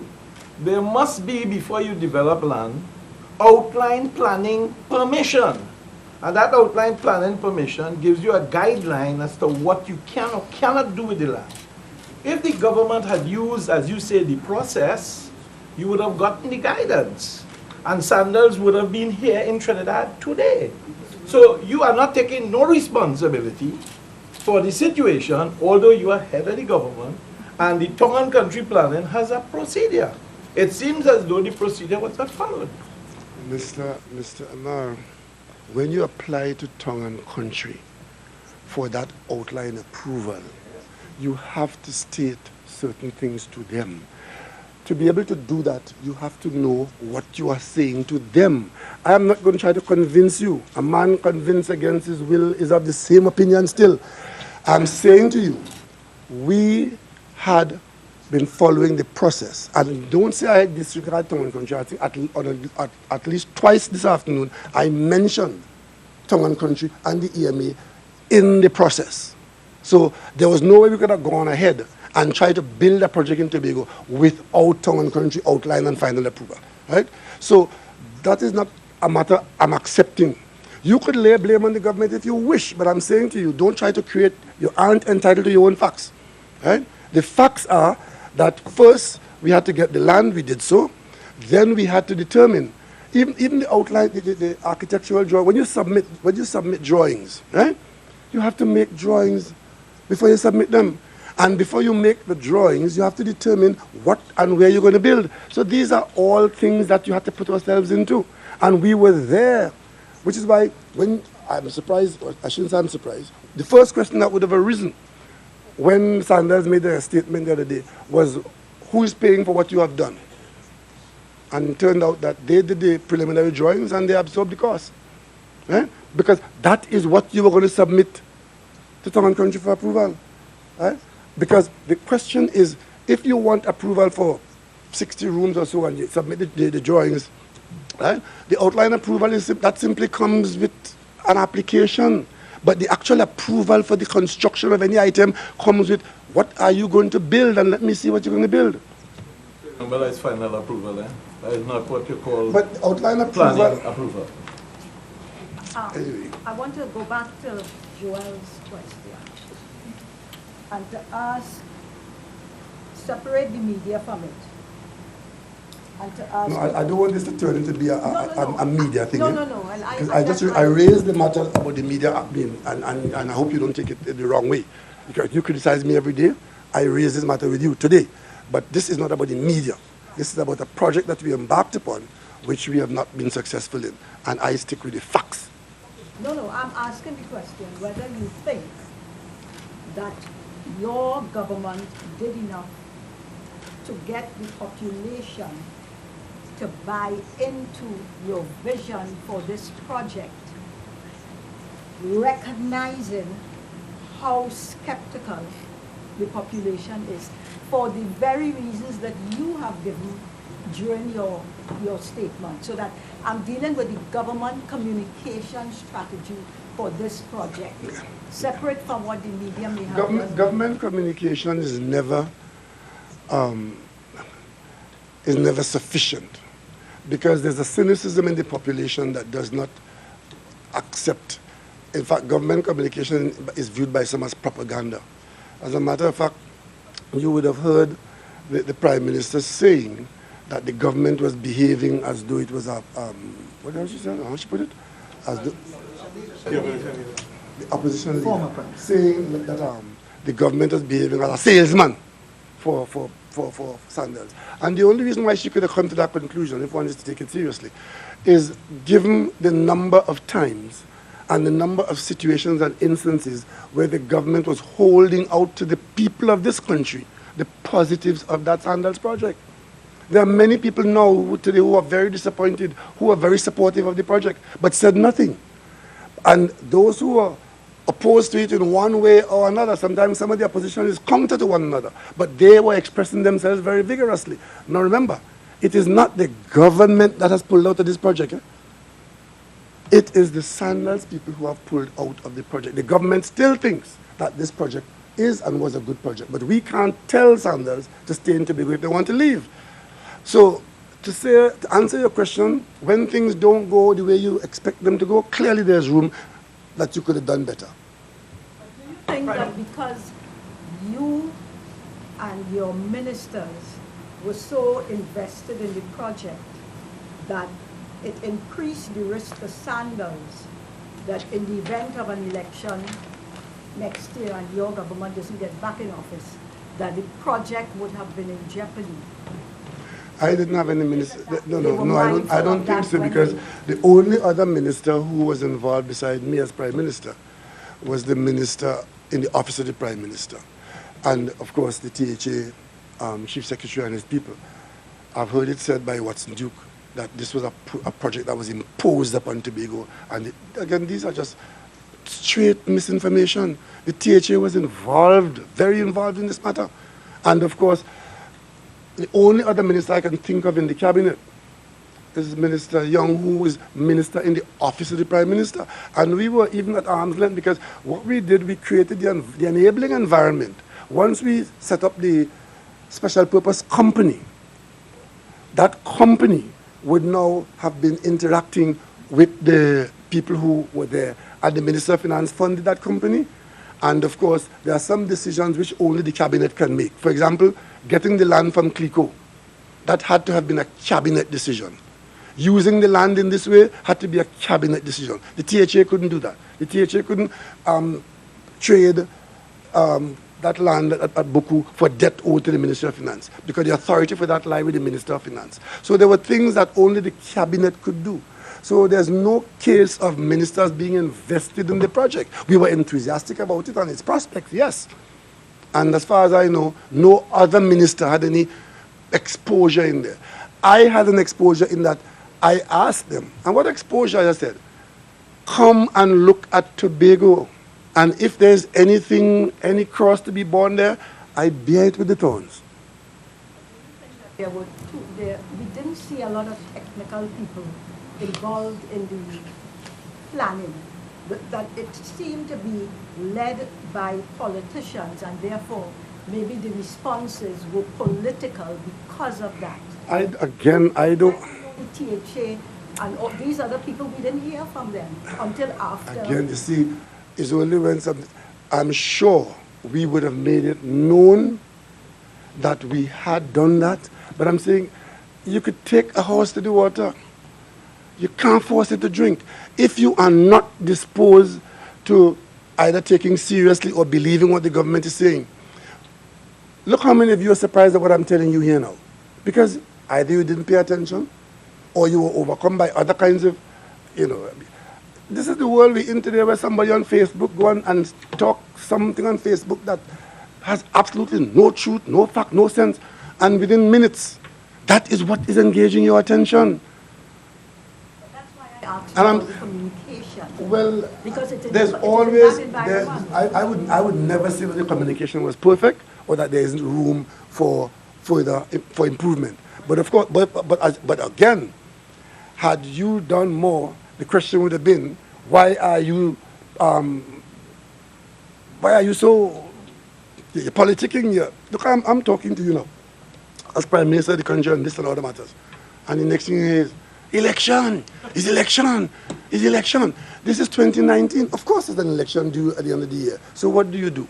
Don't talk, because they're going to say it's election. And what is wrong with election? Election is a time when you choose your management. Election simply means the people get a chance to choose your management. And I have no problem, with if there are things being done and people are saying it's being done for election, then that means that it's something good. Right? Because it means that it can impact positively, or it has a chance of impacting positively in people's lives, and they might choose the government when they choose their management. But to say that you shouldn't do it because it's an election year, there are things you shouldn't do, but not talking to the people about their business. There are two quick things. One is that the Minister of Finance indicated... Wait, hold a minute. I have Anthony down the back there. Anthony was on the panel, so I am keen to hear him now. I was on the panel. Your panel. I was on the panel and I challenged the $8 billion figure. How much? Oh, you did? I did. What figure you end up with? Because the commercial discussions, negotiations had not started, there was no figure available. Well, I thank you very much for saying that very quietly. Maybe Okay. I was so stunned when he used the 8 million that it took me a while to come back to the Prime Minister, I just want to follow up on Ria's point on the issue of the government's responsibilities in a matter like this. I would identify several areas. One is the track record of sandals in the Caribbean. I recall asking you whether a feasibility study had been done for sandals in Tobago. It was last year, maybe, I think you had just come back from China. I was standing over there, and you said the only feasibility that we need was to this effect was the success of sandals in the Caribbean. It would be good in Trinidad and Tobago to know, for example, that sandals in Grenada has been a huge success. Significant increase in number of visitors, significant increase in new airlift, new hotels. Everything that was spoken about sandals in Tobago was exemplified by sandals in Grenada. So that's one point. I think there needed to be some economic research done by the government on the impact of sandals in the rest of the Caribbean? Secondly, you have spoken about the Hyatt and the Hilton model on forums like this on a number of occasions.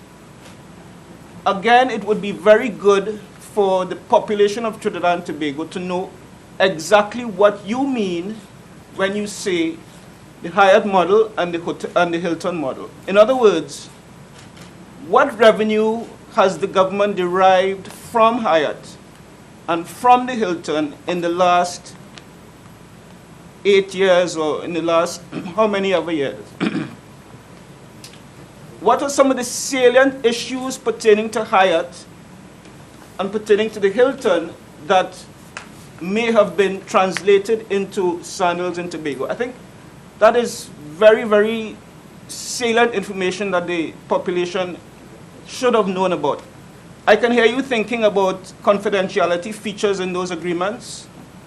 I suspect that those confidentiality issues can be waived with the approval of the other party. I just want to correct a point made by Mr. Amar on the issue of Town and Country approval for the site in Tobago. As far as I'm aware, Angostura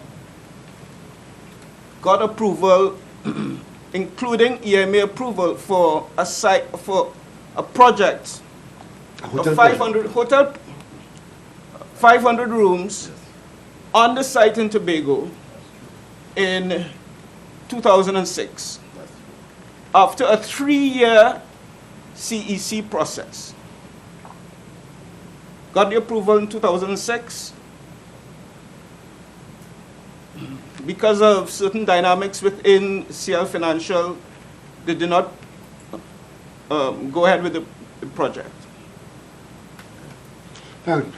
Anthony, I'm very glad for your intervention because it clears up a number of things. And let me begin by saying the question of how feasible a sandals project is in Tobago is a valid one. But we saw it in the context of if you are going to buy a bus and you decided that the characteristics you want from the bus is available from those who are using it, then it may not be necessary to go and do a feasibility on the capacity of the bus and its behavior and so on. So if you are using as your yardstick the success of others who are using the same vehicle. You mentioned Grenada. We looked at the Grenada experience, which was the last of this. It was first La Source Hotel, then it was expanded to, when Sandals came in, they expanded a little bit. And we spoke to the government of Grenada. Actually, one of the things that was actually done, that people from the government communication here went to Grenada, spoke to the agriculture minister, farmers, the tourism minister, the prime minister of Grenada, who told us about their experience as if because we needed to know, right? Sandals is, and you see the brand, the brand is not a brand that we needed to go and do research on the brand, because it is such a well-known world brand that the impact is. Why do you think that the Chamber of Commerce in Tobago is saying that this is now a loss to Tobago? Because without going through an academic exercise on it, right, you could, by its impact elsewhere, would see that if you had it here in your environment, what it will do for farmers, what it will do for entertainers, what it will do for sea sports, what it will do for property values around, what it will do for employment. You don't need a university study to do that.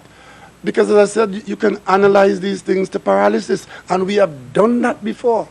And that's one of the reasons why we have missed opportunities or just get nothing done and just talk it to death. When we had the choice of that site, in the context of what Mr. Amara said on the outline approval, You have just confirmed, can I remember, that when they said they saw a site in Tobago that we could use to put one, it turned out to be a site that was already approved for a hotel, which brings me to ask the question. When that approval was granted, was there all this manima and rah-rah-rah in Tobago? It really? I would know, because I am very involved in the business of Tobago because I live there sometimes.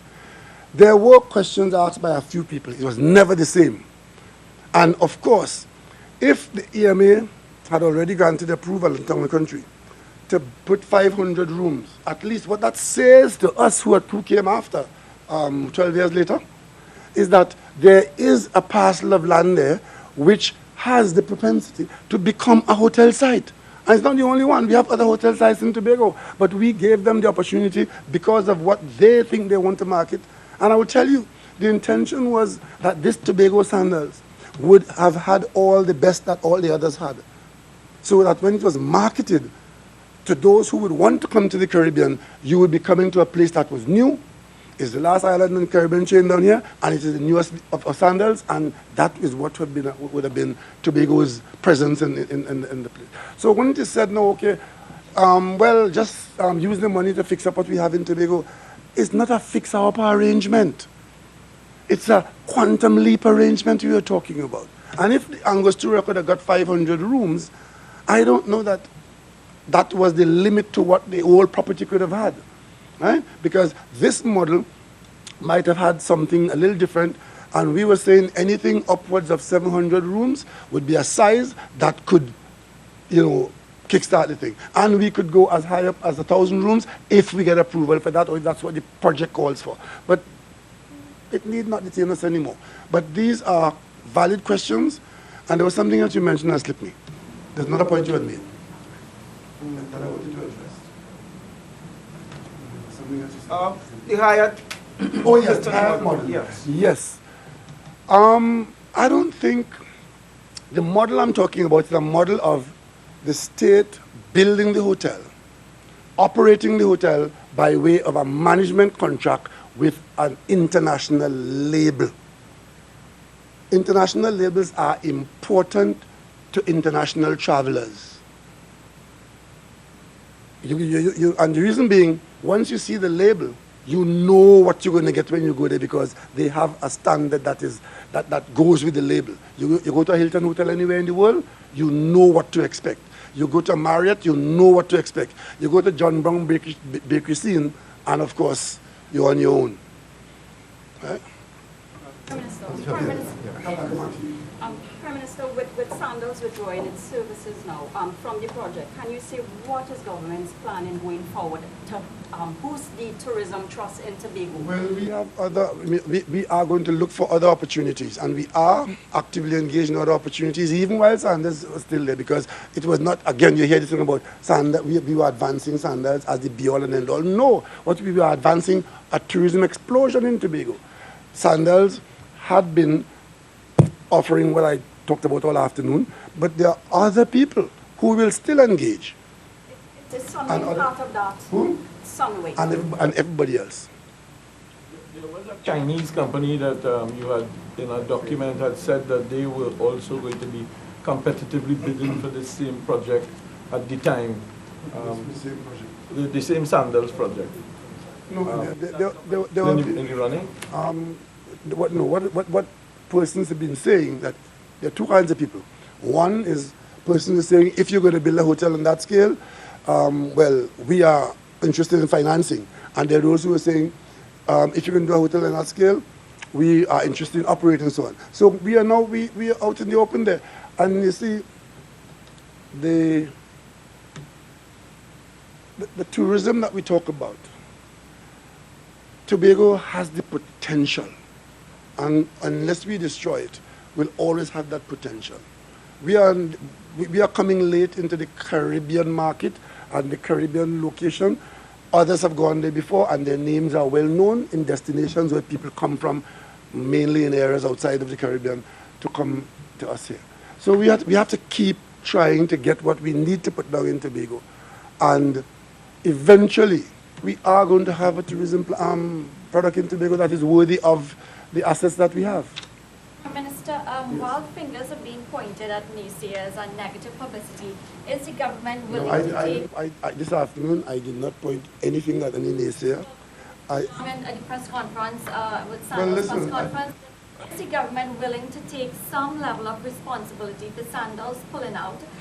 Because yesterday the Chamber of Industry and Commerce issued a statement saying that the memorandum of understanding took you a year and 3 months to negotiate, and you still did not reach a stage at which both parties were able to conclude commercial... Well, you see, I try to explain that. The memorandum of understanding and what didn't take us 3 years to negotiate. I told you there was a delay and loss of interest when the hurricane destroyed Sandals projects in the Caribbean. That we lost about a year in there because they focused on that. Then they came back to us. We didn't make that into a big furor, but that was what it was. And the memorandum of understanding simply was a document that says we are going ahead to do this. So of course, if you write an editorial, and to answer your question, the government was literally sponsoring and driving this project. So if it has not come to fruition, we have to take some responsibility because we didn't set out to fail. We did not set out to fail. How difficult is it going to be, or easy is it going to be for you now to attract other investors to Tobago after Sandals pulled out?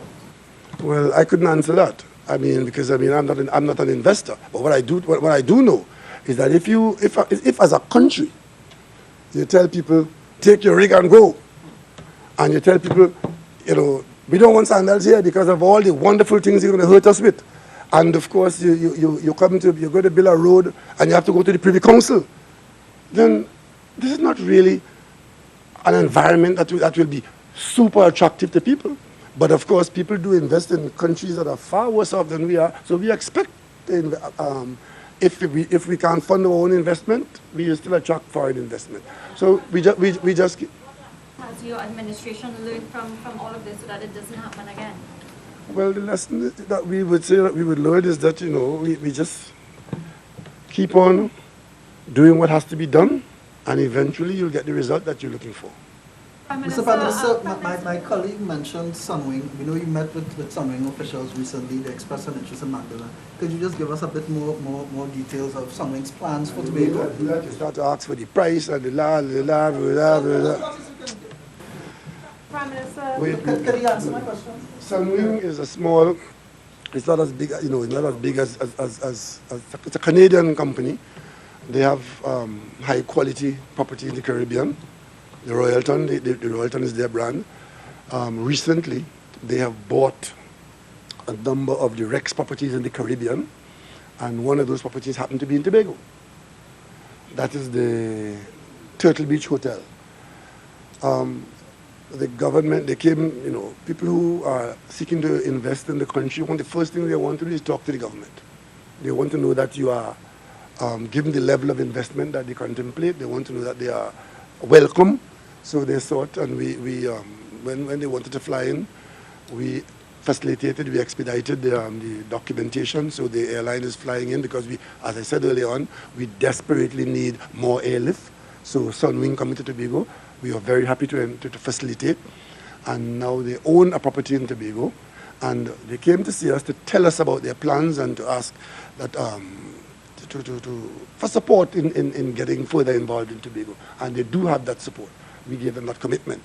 What they did say to us, and I don't want to talk too early, because I know once you say anything, there are some people who want to know everything now, even though the facts are not available. And that's when we get our wires crossed. There are times that you cannot answer certain questions for either confidentiality reasons, which is normal in business, Mr. Amar, or that you have not generated that answer to that question yet. They have said to us that they like the property that they bought with the Rex Group, but they want to upgrade it to their standard. They also don't think that it has enough rooms. So they would want to increase the number of rooms. They want to upgrade it to a 5-star hotel, and they want to know if they have government support for that. And yes, and of course, the whole prospect of adding another 200 to 300 rooms. No, I'm just telling you of the conversation we had. So please don't come and hold me to date, time, and whatever. But there's a problem.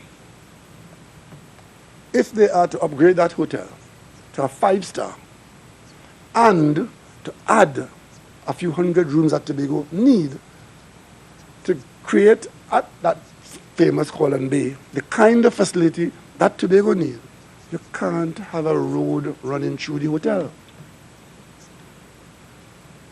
And this issue came up before with the previous owners, because the current road between Blackrock and Plymouth passes right in front of the hotel lobby.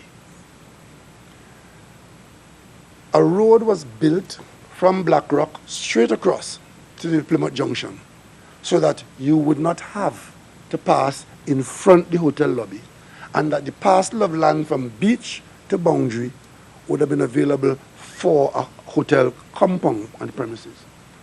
Some people in Tobago, I don't know how many, took the position that that is we road and we must pass there and nobody must stop us from passing there. So I'm putting you on notice now that with this development of Royalton and Sunwing is not the lagoon, is not no man's land, is not mangrove, it is the use of a road that was built to connect Blackrock to Plymouth and to prevent traffic from passing through a hotel if they use the land that they have on the other side. So you are the first to know that. So we'll see how that one play out, because again, I'm not saying anything at this stage. That is for the THA and Tobagonians in that area. And you know, we do have some interesting days ahead. The government also has other sites in Tobago, whether it's THA or the central government. We had the famous at Mount Irving there, Rocky Point. The Rocky Point hotel site is there. There are one or two other private sector sites. We are going to encourage people to invest in Tobago. So this, while this is a setback, it has not broken our spirit nor our stride. New petroleum companies that have been launched, we saw no opening balance sheet for them. Not today. About the Alien Land Holding Act in Tobago. Let me get the question first, please. So I think one of the major concerns raised was the return on the government's investment. The MOU speaks to a period of 25 years and maybe a further 15 years. That's 40 years. And they also speak to a lot of concessions and exemptions granted to Sandals. So I think that was one of the major areas raised by people who are concerned about the project, the return on the investment, that this means that our children's children would have had to be paying for Sandals. But our children's children would have a hotel which is not there now. If you build a hotel, if a hotel is not there now, and you leverage it by borrowing money, many of us here in this room, I'm sure, living in a house that somebody borrowed money to build. And I'm sure those of you who have children, they look forward to inheriting that house. So you don't focus on the financing of creating the entity. The return on investment, again, I don't have the numbers, but clearly the Ministry of Finance would not go into a situation where there is no return on the investment. What is the return on investment? And in a case where we are seeking to create economic activity and economic diversification, right? You have to invest in these things to get returns. If you go to the bank to borrow for this project, you think the bank going to lend you their money if your project does not look like it has a return on investment? No, you have to go there with a proper plan showing how the project will function, what the returns will be, and of course between the Ministry of Finance and other entities, the whole question of return on investment is an integral part of the preparation and execution of this project. And the fact that, I think we're mixing up two things here when you say what you're going to give to the project for 20 years and 40 years.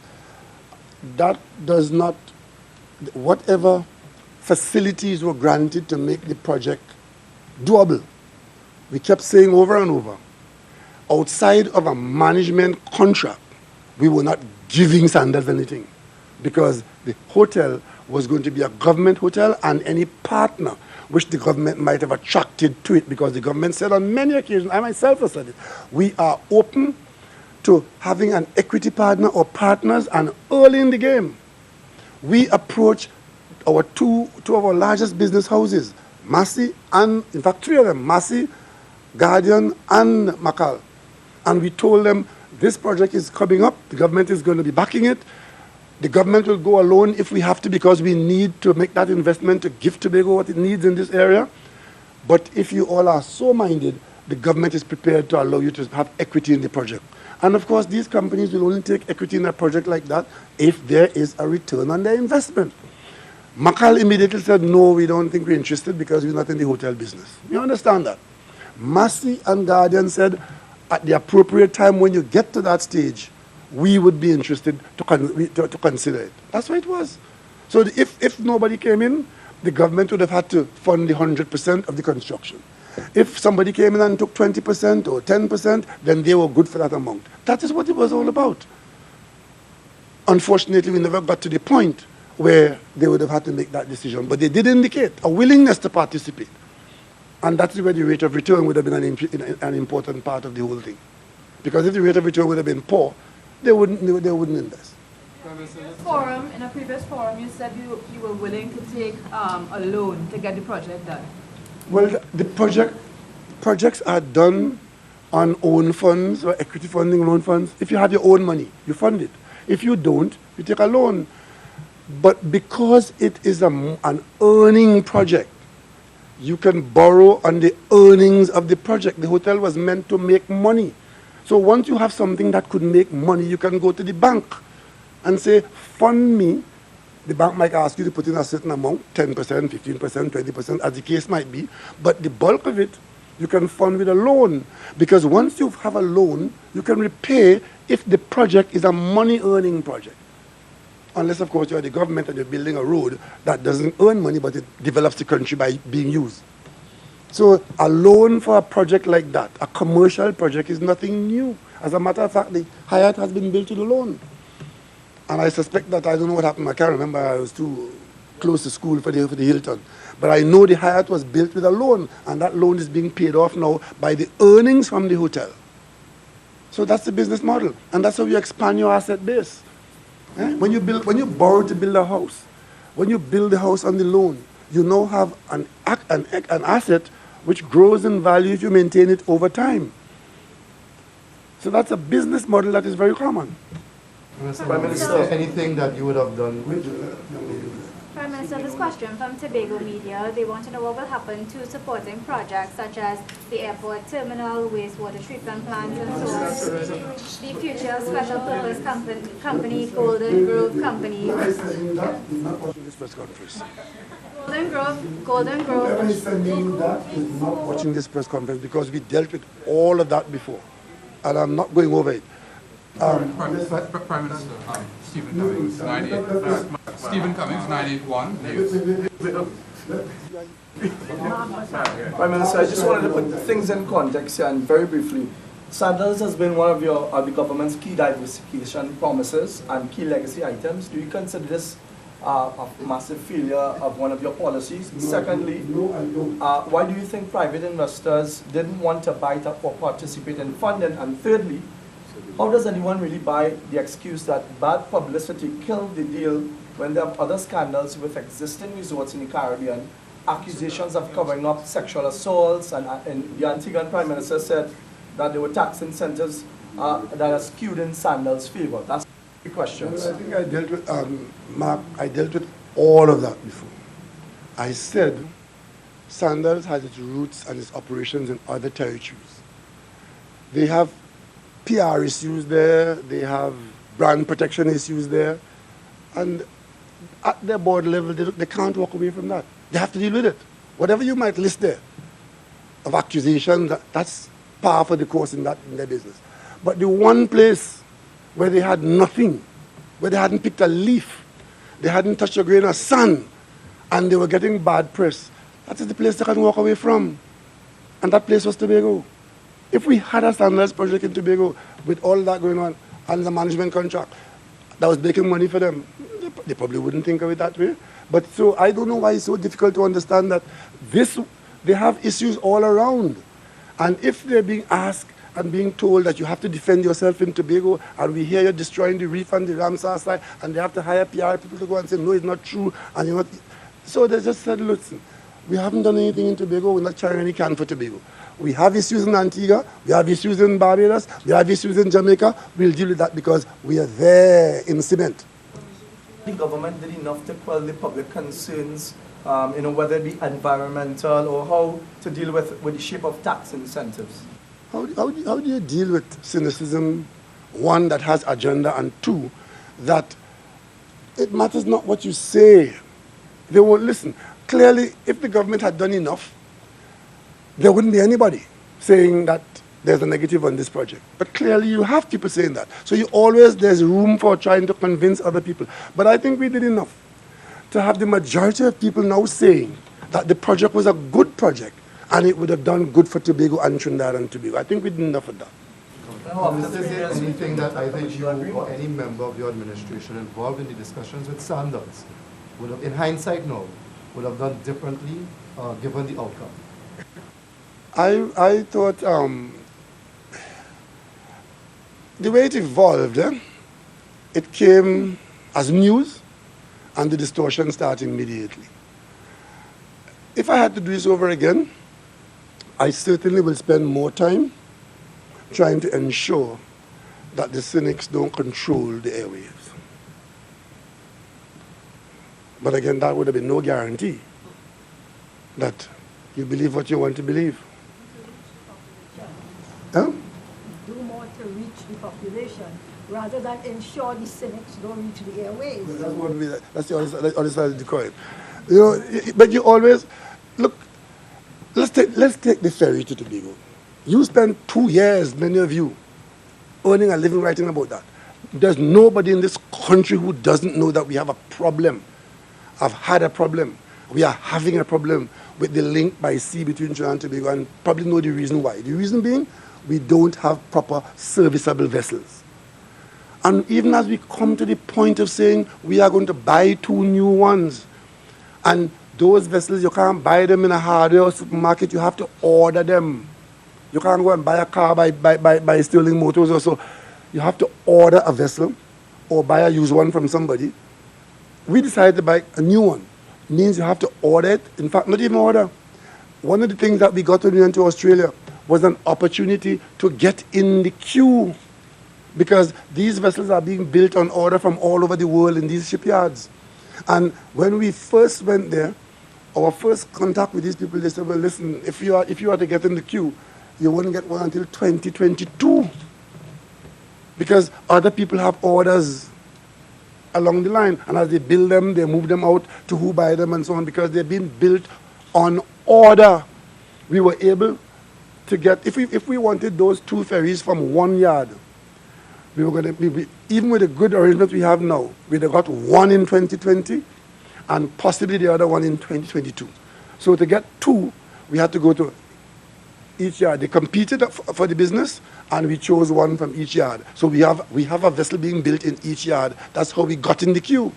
Otherwise, we would have been here waiting for a vessel until 2022, or later, because you cannot get a vessel unless you order it. We know that. We built the Panorama. We had the Panorama built specifically for us. And since then, we've been hiring other people's vessels with no end of trouble. And people in the port use that to their advantage. The hiring of people's boats have made millionaires in this country. Can you share with us the Exim Bank arrangements for the purchase of the 2 things? You said you had to make a deposit. They say Exim Bank was going to finance it. Is it a 90%, 10%? Is it a 80-20? The financing, the overall financing, the long-term financing is coming from the, what you call EFIC, the Australian export financing. Right? That is not we have paid certain monies to the companies to get it started, while we are concluding the long-term financing. So we had a down payment to make, then we had another payment to make, then we had to pay for the engines now if you're going to get it within that time frame. So we have been making those payments. But then in the end, the overall takeout financing would be EFIC, which is the same arrangement we did when we bought the Express and the Spirit, it was an Australian EFIC loan that we had used. And because we had serviced it with no problem, when we went back to EFIC now, in this arrangement, we were seen as good customers. While you are arranging to go both sides, you feel comfortable seeing that we have a serviceable problem with technology? You buy one from Harry, you buy one from Paul. Two set apart, two set technology. No, they're basically the same thing. It's basically the same thing, slight. One is only 6 meters longer than the other one. But those vessels, same engine, same technology and so on, so you'll have no difference.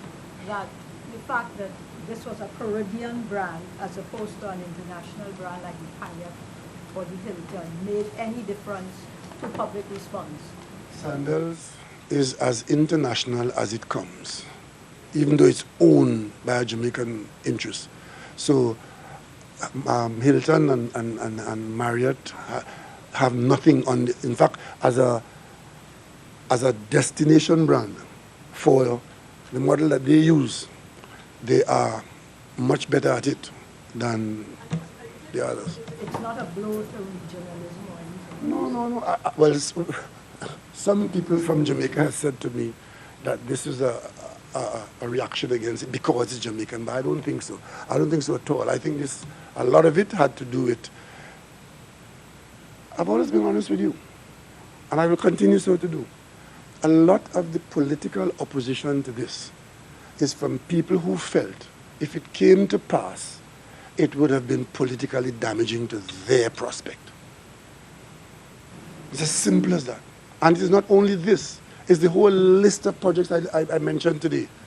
Every single project that this government is engaged in for the benefit of the people of Trinidad and Tobago, our political opponents say no to it or delay it or block it because they somehow believe that if we get it done, it will serve us politically and make their life less feasible. The bottom line is they are putting themselves and their political prospect ahead of the country's prospect. And that is the difference between us and those who manage to develop their country.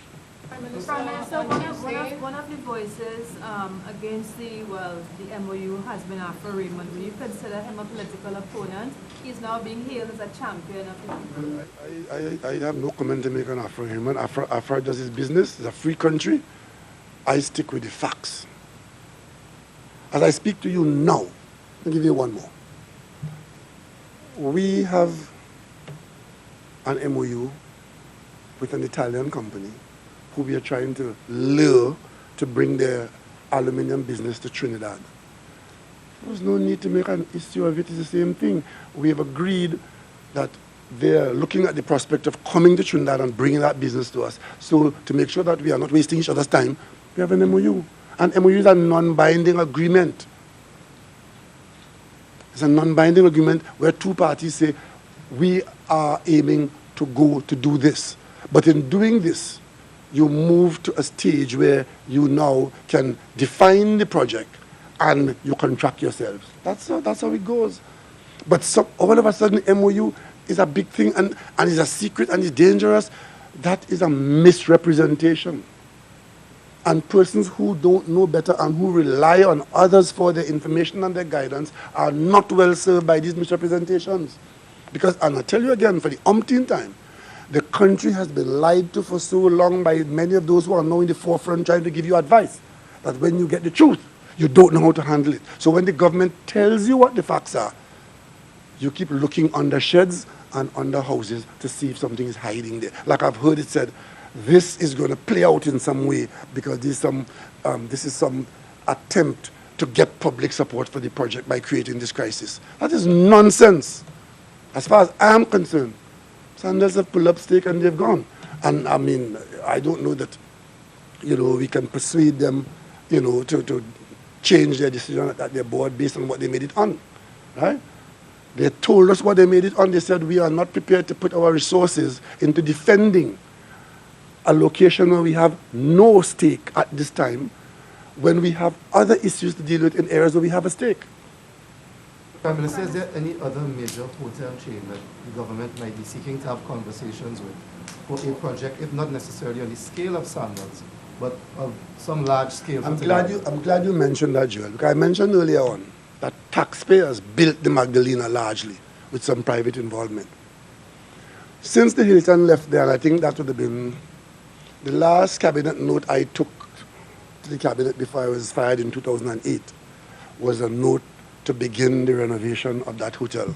I think it was to do the roof, and I think the figure was $44 million, if I'm not mistaken. That's the last cabinet note I took to cabinet before I was fired. So I remember it. Since Hilton left, we have tried in many ways, more ways than one, directly and indirectly. Right now, as I speak to you, we have a firm hired to look for a brand, to put a brand on the Magdalena. Because if you don't have a brand, you're not in the frame. We have not been successful. So those who tell us, advertise and get somebody, as though we have not done everything we could. We would love to have an international brand on the Magdalena. So it's no longer the Hilton or Hilton Magdalena or Hilton whether it's going to be Marriott's not in fact, they're not interested in that. Or in Tobago. So when we get somebody who's interested in Tobago, when Sandal says, yes, we will look at Tobago on that site, we were very excited and we don't hide that. Because we have been looking for that, as we are looking now. Right? When we met with Sunwing the other day, one of the things that came out of that meeting is that they've gone away to look at the Magdalena to see if there's any interest. And if there is interest and we can do business with them, then ETEC will do business with them. Not interested in Tobago? Don't ask me. I didn't say not interested in Tobago. They just bought the Rex. They just said they're going to make it a 5-star hotel. So they're not. It is not correct to say, because it doesn't suit their decision making. They make decisions based on what they might think. To get them interested. Everything. We do everything. Part of that conversation. If you want to attract people who operate on the kind of scale that we really need to make a difference in Tobago, you have to have a better terminal building. The terminal building in Tobago is not satisfactory. So that is a given.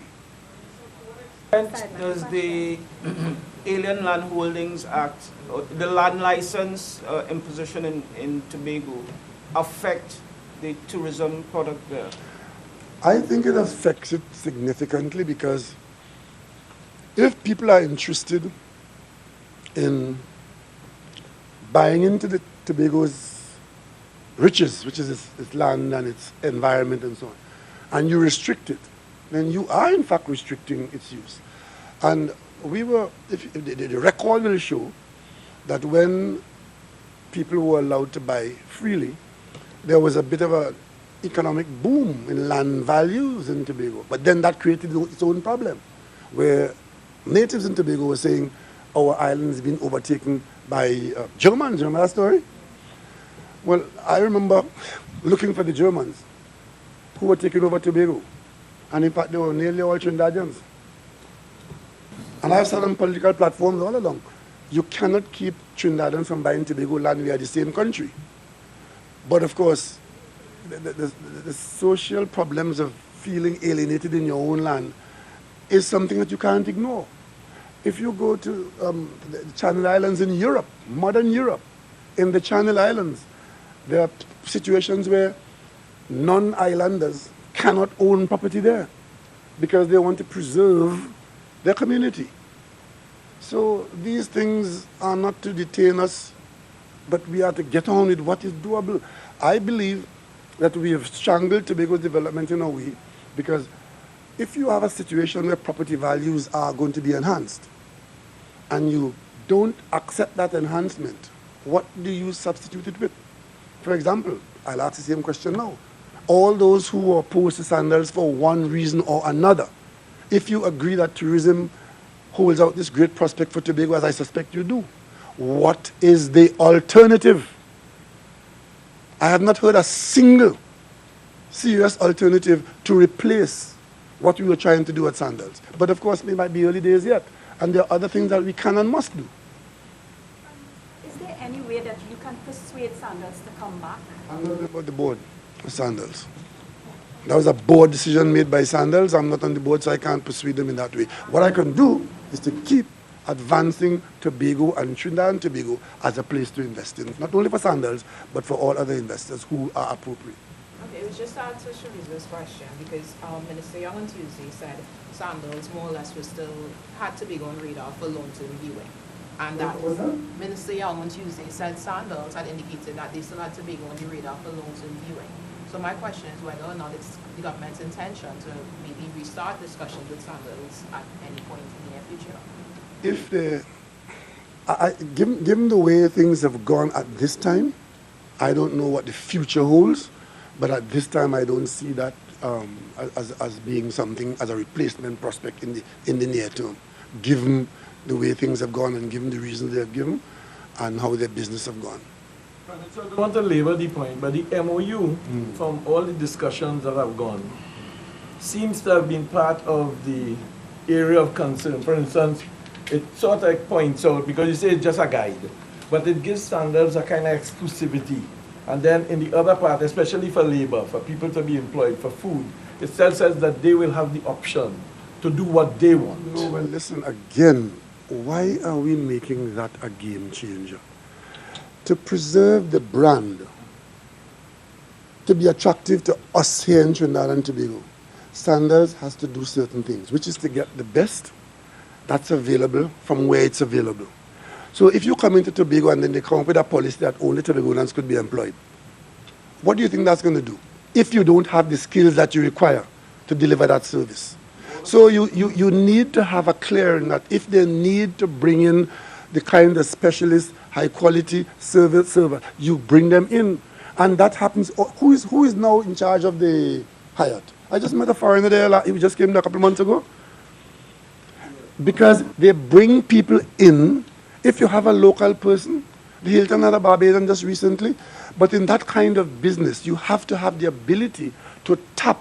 In Tobago right now, there's a restaurant I go to, they have a foreign chef. And recently, the chef was denied a work permit.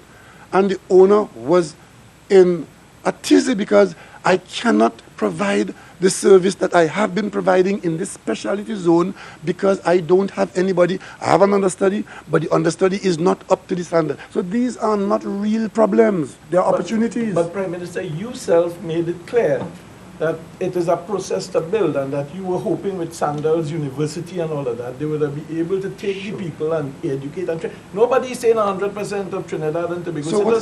So what is the issue about saying that they should be allowed to bring in certain people if they need to be able to continue to maintain the high standard? No issue. It should have been identified clearer. Because I mean, in the early stages, we can't fool ourselves. If you want to cooperate with the project, or if you don't want to cooperate with the project, you could find a million things in that MOU and raise it as an issue, which is a non-issue.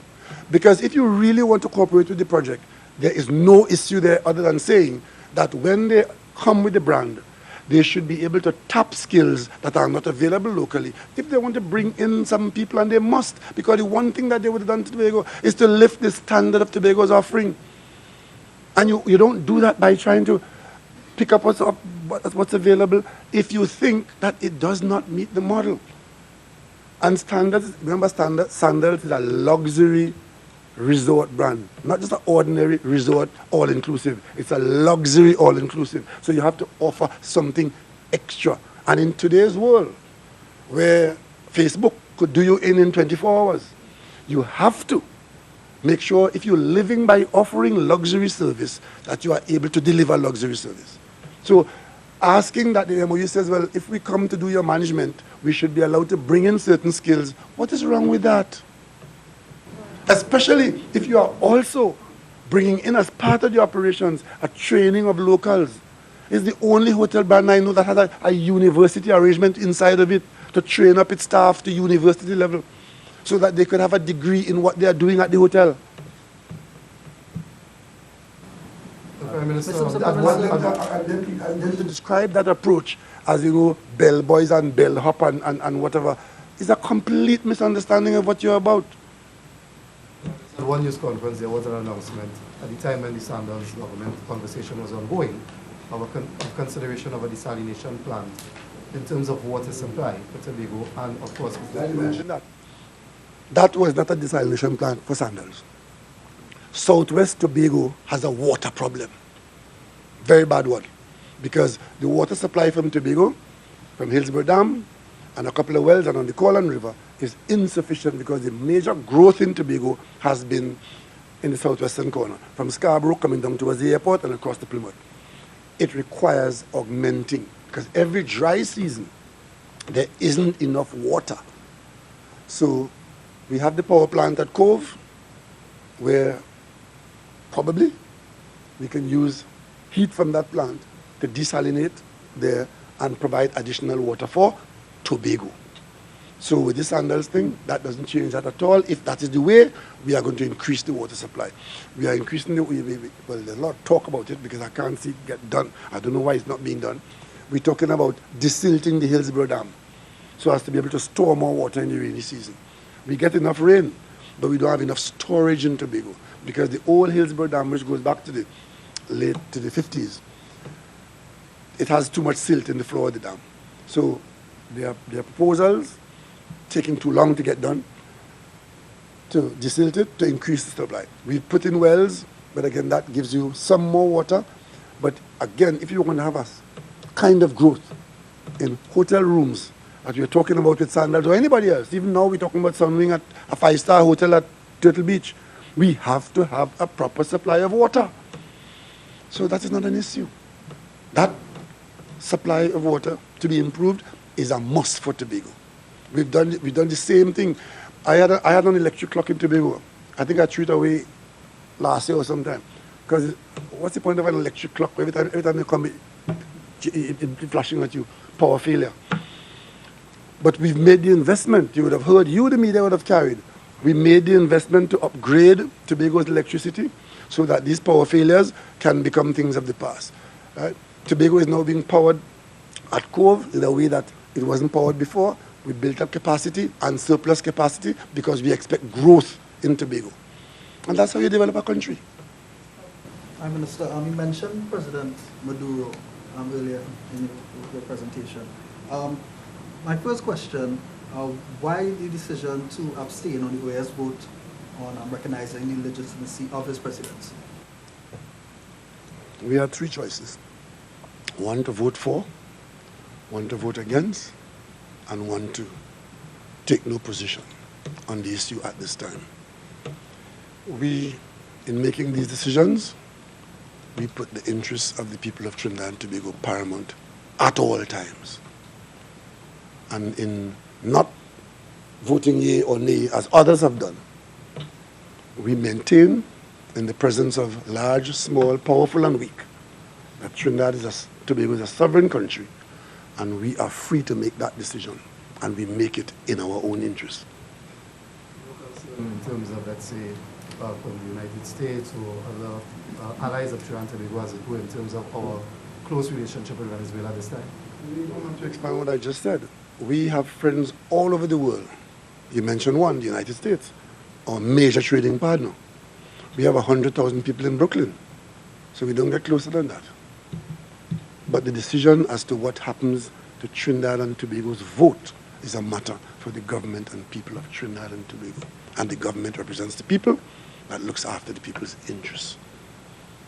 What do you say to people who think the vote was inconsistent with the presence of Minister Moses at the inauguration? I don't understand why we... That he accepted the legitimacy of the Maduro government. But let me ask all of you something. All of those who are talking, who is the government of Venezuela? Who is in charge of Venezuela? So why are we pretending it's not so? Trinidad and Tobago has very good neighborly relations with Venezuela, notwithstanding whatever might be happening in Venezuela, as we do with Brazil, Guyana, and the United States. So one doesn't cancel out the other. We have an embassy in Venezuela, as they have in Trinidad and Tobago. We have that good relationship. That event of the swearing in of a president, we are not the Election and Boundaries Commission in Venezuela, and we are not to be encouraged to do otherwise than to be a good neighbor to all our neighbors. It's not an either-or situation. across-the-border gas deal, the update on that Which in one? Venezuela? The across-the-border gas deal, any update on that in terms of where it's at now? Well, it's no longer a matter with the government, sir, because once you have the heads of government agreement, where the two countries have agreed for it to happen, it is now with the operators. So we are down now at the level between the companies, PDVSA, NGC, and Shell. They now have to work out the pipeline arrangement, which is a commercial arrangement, and then also the field operation and so on. So it moves from one stage to another. Because things do move from one stage to another. Originally, we started with the president meeting with the prime minister here, and we had them do work between PDVSA under the supervision of the president there and the prime minister here and NGC and so on. We got past all of that successfully. Because one of the things I didn't mention to you here, when I read the 2012 document from the UNC, did any of you know what the gas price was at that time? You saw the deal came to a halt and crash over a gas price scandal. Can any of you tell me what the gas price was then? 2, 4, 6, 8, 10, 12, 14. Right, you don't ever know the gas price. But today, because you don't know the gas price that we have negotiated with Venezuela, is secret government and secrecy and scandal. In this business of marketing gas, the gas price is a trade secret. And if anybody should know that, it is Trinidad and Tobago. We have been in this business long enough. Governments have come, governments have gone in this country, from George Chambers to Patrick Manning to Basdio Pandy. Gas price in these contracts is a trade secret. But you have a prime minister accusing this prime minister and this government of secret dealings with the Maduro government. All we could say to you is that we have got a good price from Venezuela, good for the people of Venezuela, good for the people of Trinidad and Tobago, and we can now buy that gas from Venezuela, bring it to Trinidad and Tobago, process it here, and sell it, and have a profit made in the process. That is called business. But to try to give the impression that something is hidden, and the gas price, especially from people whose effort crashed over gas price scandal. Not the actual price of the gas, but how they made an arrangement with a third party that caused two main parties, the US and Japan, to accuse Trinidad and Tobago of acting unethically. So gas price is not for public consumption. Can you confirm if the Commissioner of Police got the funding that he was asking for, and is the 360-degree radar? No, I couldn't. I think that means we come to the end of this conversation, and I wish you all a very well. I hope to see the facts. I have been here, 3 hours. I always make myself available because I have nothing to hide, and my government has nothing to hide. Since you have no more reasonable questions, except the last. Association report and the Chief Justice, is that something? I've said it and I'll say it again. When I have something to say on that matter, you'll be the first to know. Thank you all very much. I wish you all the best.